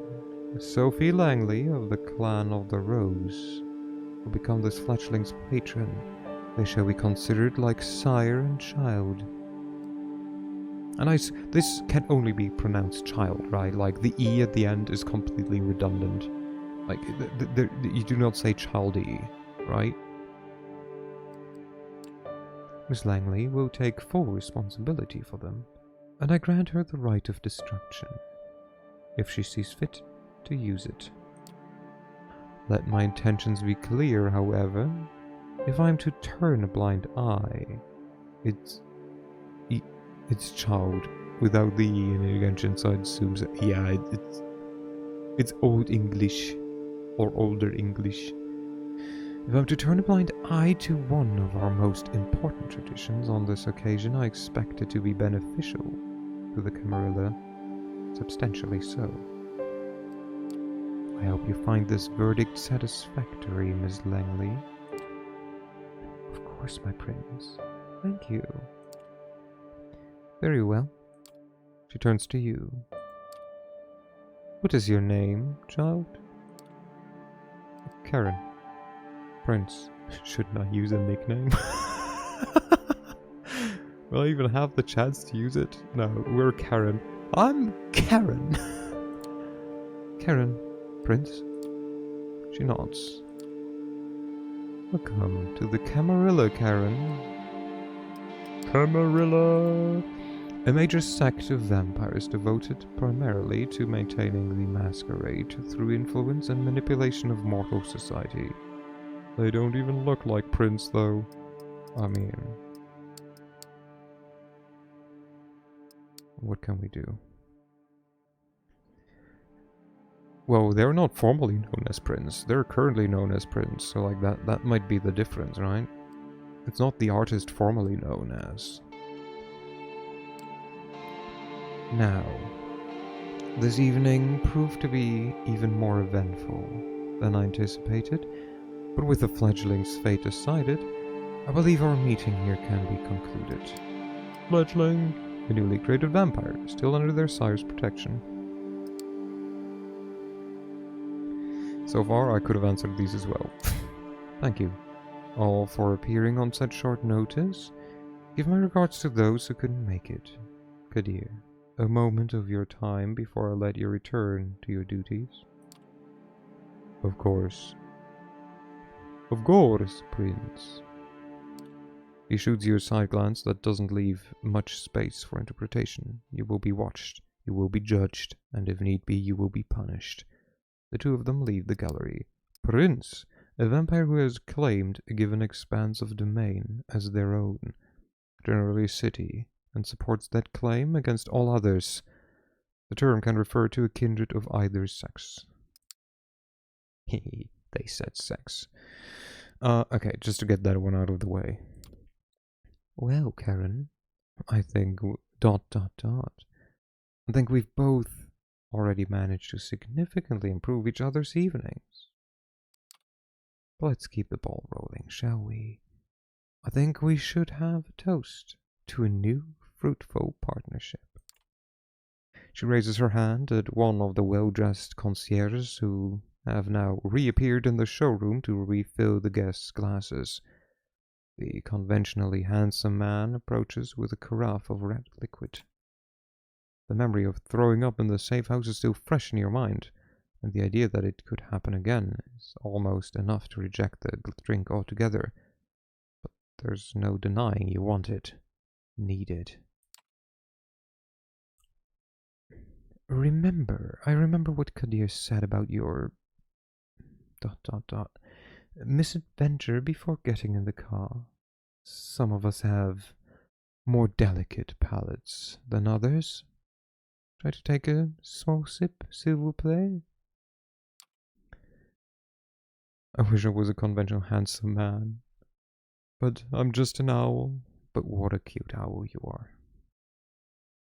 He pours it into 2 tall glasses. You can barely wait until he hands you the drink. No. Yes. I'm not cute. Very, very much so. Adorable, even. Can barely wait until he hands you the drink. I'm Esme.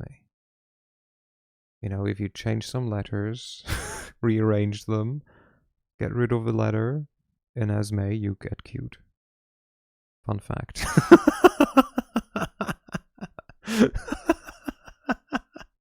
Yes, again. It always works. Your attention is fully on it. The fact that it's blood, and you are certain of it, doesn't faze you this time. It's difficult to take just a sip. Even though the taste is as foul as before, you are tempted to down the whole glass at one go. You wait before taking a second taste. You're glad you did. A feeling like heartburn signals that you can't keep it down. You spit it back inside the glass. Sophie looks on, intrigued. You know, if you change a few letters and add a few, you get bullshit. Oh, that is indeed true. Yes, I agree fully with you. Actually, bullshit is my second name. I'm not surprised. New York City caterers have very bourgeois ideas about what good blood should taste like. Well, you just need ... Well, you just need to keep trying. At Sophie's request, the concierge serves you 3 other variants of blood. The first 2 are as horrible and indigestible as before, both ending up back in the glass within moments of tasting them. Before the third try, you are almost ready to throw the glass at the wall in frustration. But finally, this one's different. Instead of mutt and decay, a surprisingly rich bouquet of tastes. You feel blissfully at ease, and Sophie takes notice. Ah, there it is. Jacob, would you kindly let us know who the donor was? Leave the bottle, please. The concierge nods and leaves again. You take another sip and another. You empty the glass. The dull feeling in your stomach and head starts subsiding. But you still want more. Sophie pours you another glass and refills hers. She takes a sip. You have a curiously specific taste, Karen. Is it the clover notes? She licked blood, literally. Yee. The traces of caffeine. Or that bittersweet aftertaste of melancholy. You taste nothing of the kind, but it doesn't matter. It's tasty. ... But not as delicious as it was last night. Not as intoxicating. It manages to silence the hunger. Somewhat. The hunger. The urge to feed. For vampires, the hunger replaces all other drives with its own powerful call. Drinking blood puts you at ease. It is a strange realization. Also, I think we will go, until this scene is over. Assuming that it probably doesn't take that much longer. The name. Man named Jacob comes back with a small card and leaves it with Sophie. She takes a quick look and passes it on to you. It's someone's medical details. An office worker, male, Caucasian, 32 years old, blood type AB/Rh positive. Blue eyes, brown hair, no history of substance abuse, New Jersey native. Might one of these details be what makes the difference? Now that we have picked the right bouquet for your palate, these documents should be useful in identifying your exact taste. Should they be OR positive or Joyzy boys? But I believe you have more questions now. Perhaps we should start with those related to sustenance. ... How much do I need to drink? I feel this hunger constantly. How much do I have to drink to make it go away? The sad reality is, it will never go away. Where's my sound? Give me a background sound, please, game. Anything. No matter how much you drink, you will always be tempted to have more. ... Unless you consume someone holy to the last drop, paying for temporary relief with their life. But that is a one-way road to losing your humanity. Best start by just taking a single sip from a vessel. Be prudent. Hot, fresh blood will be more satiating than most anything they serve in a fancy glass, but it can make you more voracious. Vessel, a source of blood for sustenance or pleasure, primarily mortal. As to how much you should have, it depends. If you're frugal, you can survive many nights without a single drink. But it's risky, and will tempt the beast. That is part of our curse. The beast. The... Fuck. The inchoate...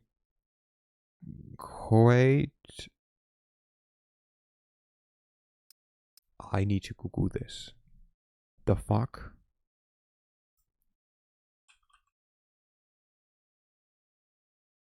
Inchoate.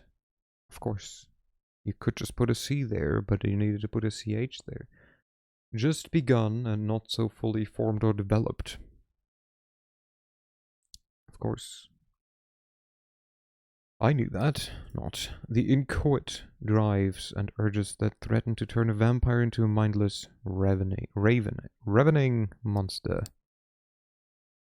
The in-chocolate. Tomorrow I shall take you hunting, and we will explore this topic further. The blood you're having tonight should be enough to keep you happy for now. You mentioned a beast? beast you mentioned, is that a metaphor or dot dot dot question mark? Oh, it's quite literal. It's quite real, although not in a strictly physical sense. It lives in all of us. Our nature and hunger manifest. Those more religious among us connected to the biblical Cain, the rage of the first murderer, cursed by God, seething in all his descendants. There we go, Cain, a mythical figure considered to be the first and most powerful vampire. Some vampires refer to themselves as Cainites, members of the same race as Cain. I, however, am a child of the Enlightenment.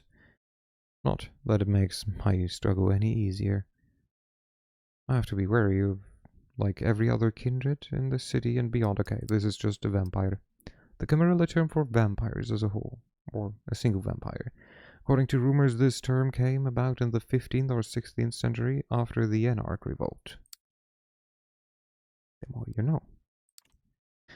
Individual kindred each have a unique relationship to their beast.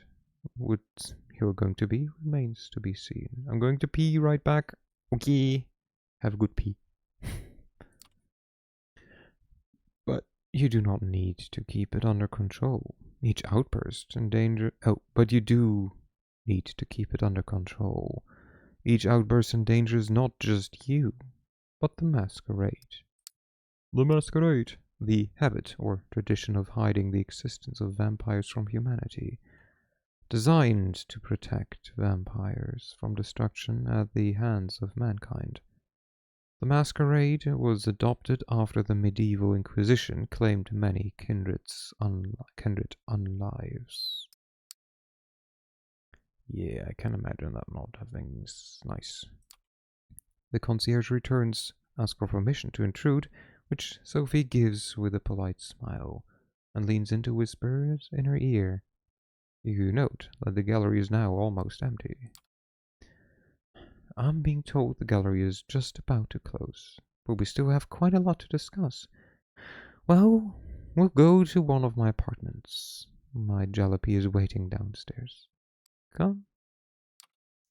The smile she puts on could tip any negotiation towards her favor. Words are like honey, and she makes it impossible to take your eyes off her. You are under her spell, momentarily. Okay, and this is where we will end.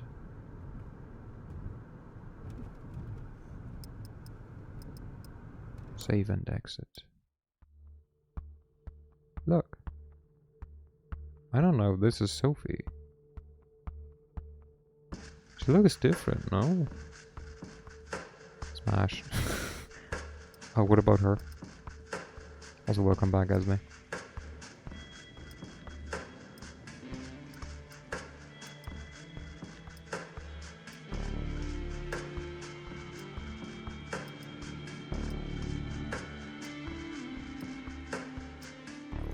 Or was that a toilet smash? Smash 2.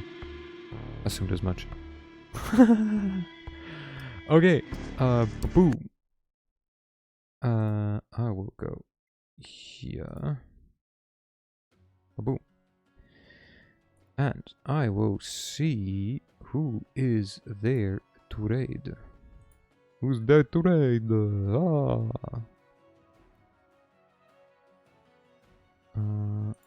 Pause. There. Ah, yes. Thanks for streamers, good times. Yay! Thank you all. I enjoy reading streams. I miss them. It's fun. Also, in the other vampire game, I do not get to talk or, like, you know, voice act. I just call it voice acting, just to make me feel a bit better.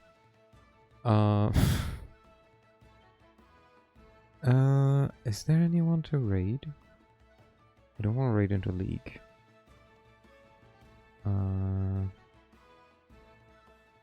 Evo stream, thank you. I don't think there's anyone to stream. Like, there's no one fucking online at this time, apparently. No one that I would raid, at least. Sorry, I yapped a lot. No, no, no, Lotus, Lotus, Lotus. You're always welcome to yap. I love talking. Like that's what Saturday, like Sunday streams are for. Like, distract me all you want. Like, I gladly yap. Like, you're always welcome to yap and have fun. If I didn't want to get distracted, I would turn, like, chat into emote-only mode. But I feel at that point, I could also just not stream. But yeah, I'm glad that I got to, like, you know, chat with y'all. I could start a stream, but my tummy's still hurt. Yeah, no, you get some Eve, as well. Yeah, I mean, you know, Esme has a tummy hurt because Esme is a bit stupid. Because Esme ate something with chocolate and cannot handle milk. but I'm playing Sims right now. Okay, how about half an hour more of Sims and then you go to bed, young lady? No, you can play. Just because you said earlier that you were tired. Unlock doesn't tell her, but the cookies were yummy. Yeah, I have no one to raid. I don't think that changed. Yeah, no, because I don't want to raid into League of Legends. I don't know much about this person. They're more a friend of, like, Phoebe and Danny. Yeah, if you sleep now, you'll awake at like 8 AM. Yeah, that's totally how things work.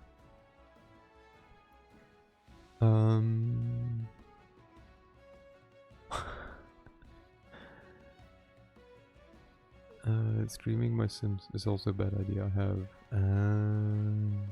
I assume you mean the mood and not the mod. Oh, no, never mind. You mean the mod. I assume the.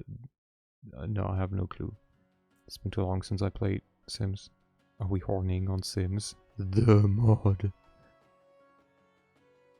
Listen, I'm not someone who plays with mods, but yeah, I can imagine what you mean. Are your Sims running around naked? I'm thinking horny mod. I think everyone is thinking horny mod. I think there's very definitely a horny mod. Anyways, I will just end because there's no one. I can't believe this etchy. Because there's no one to raid. So I wish you a good night. Thank you for the company. I'll be back next Sunday.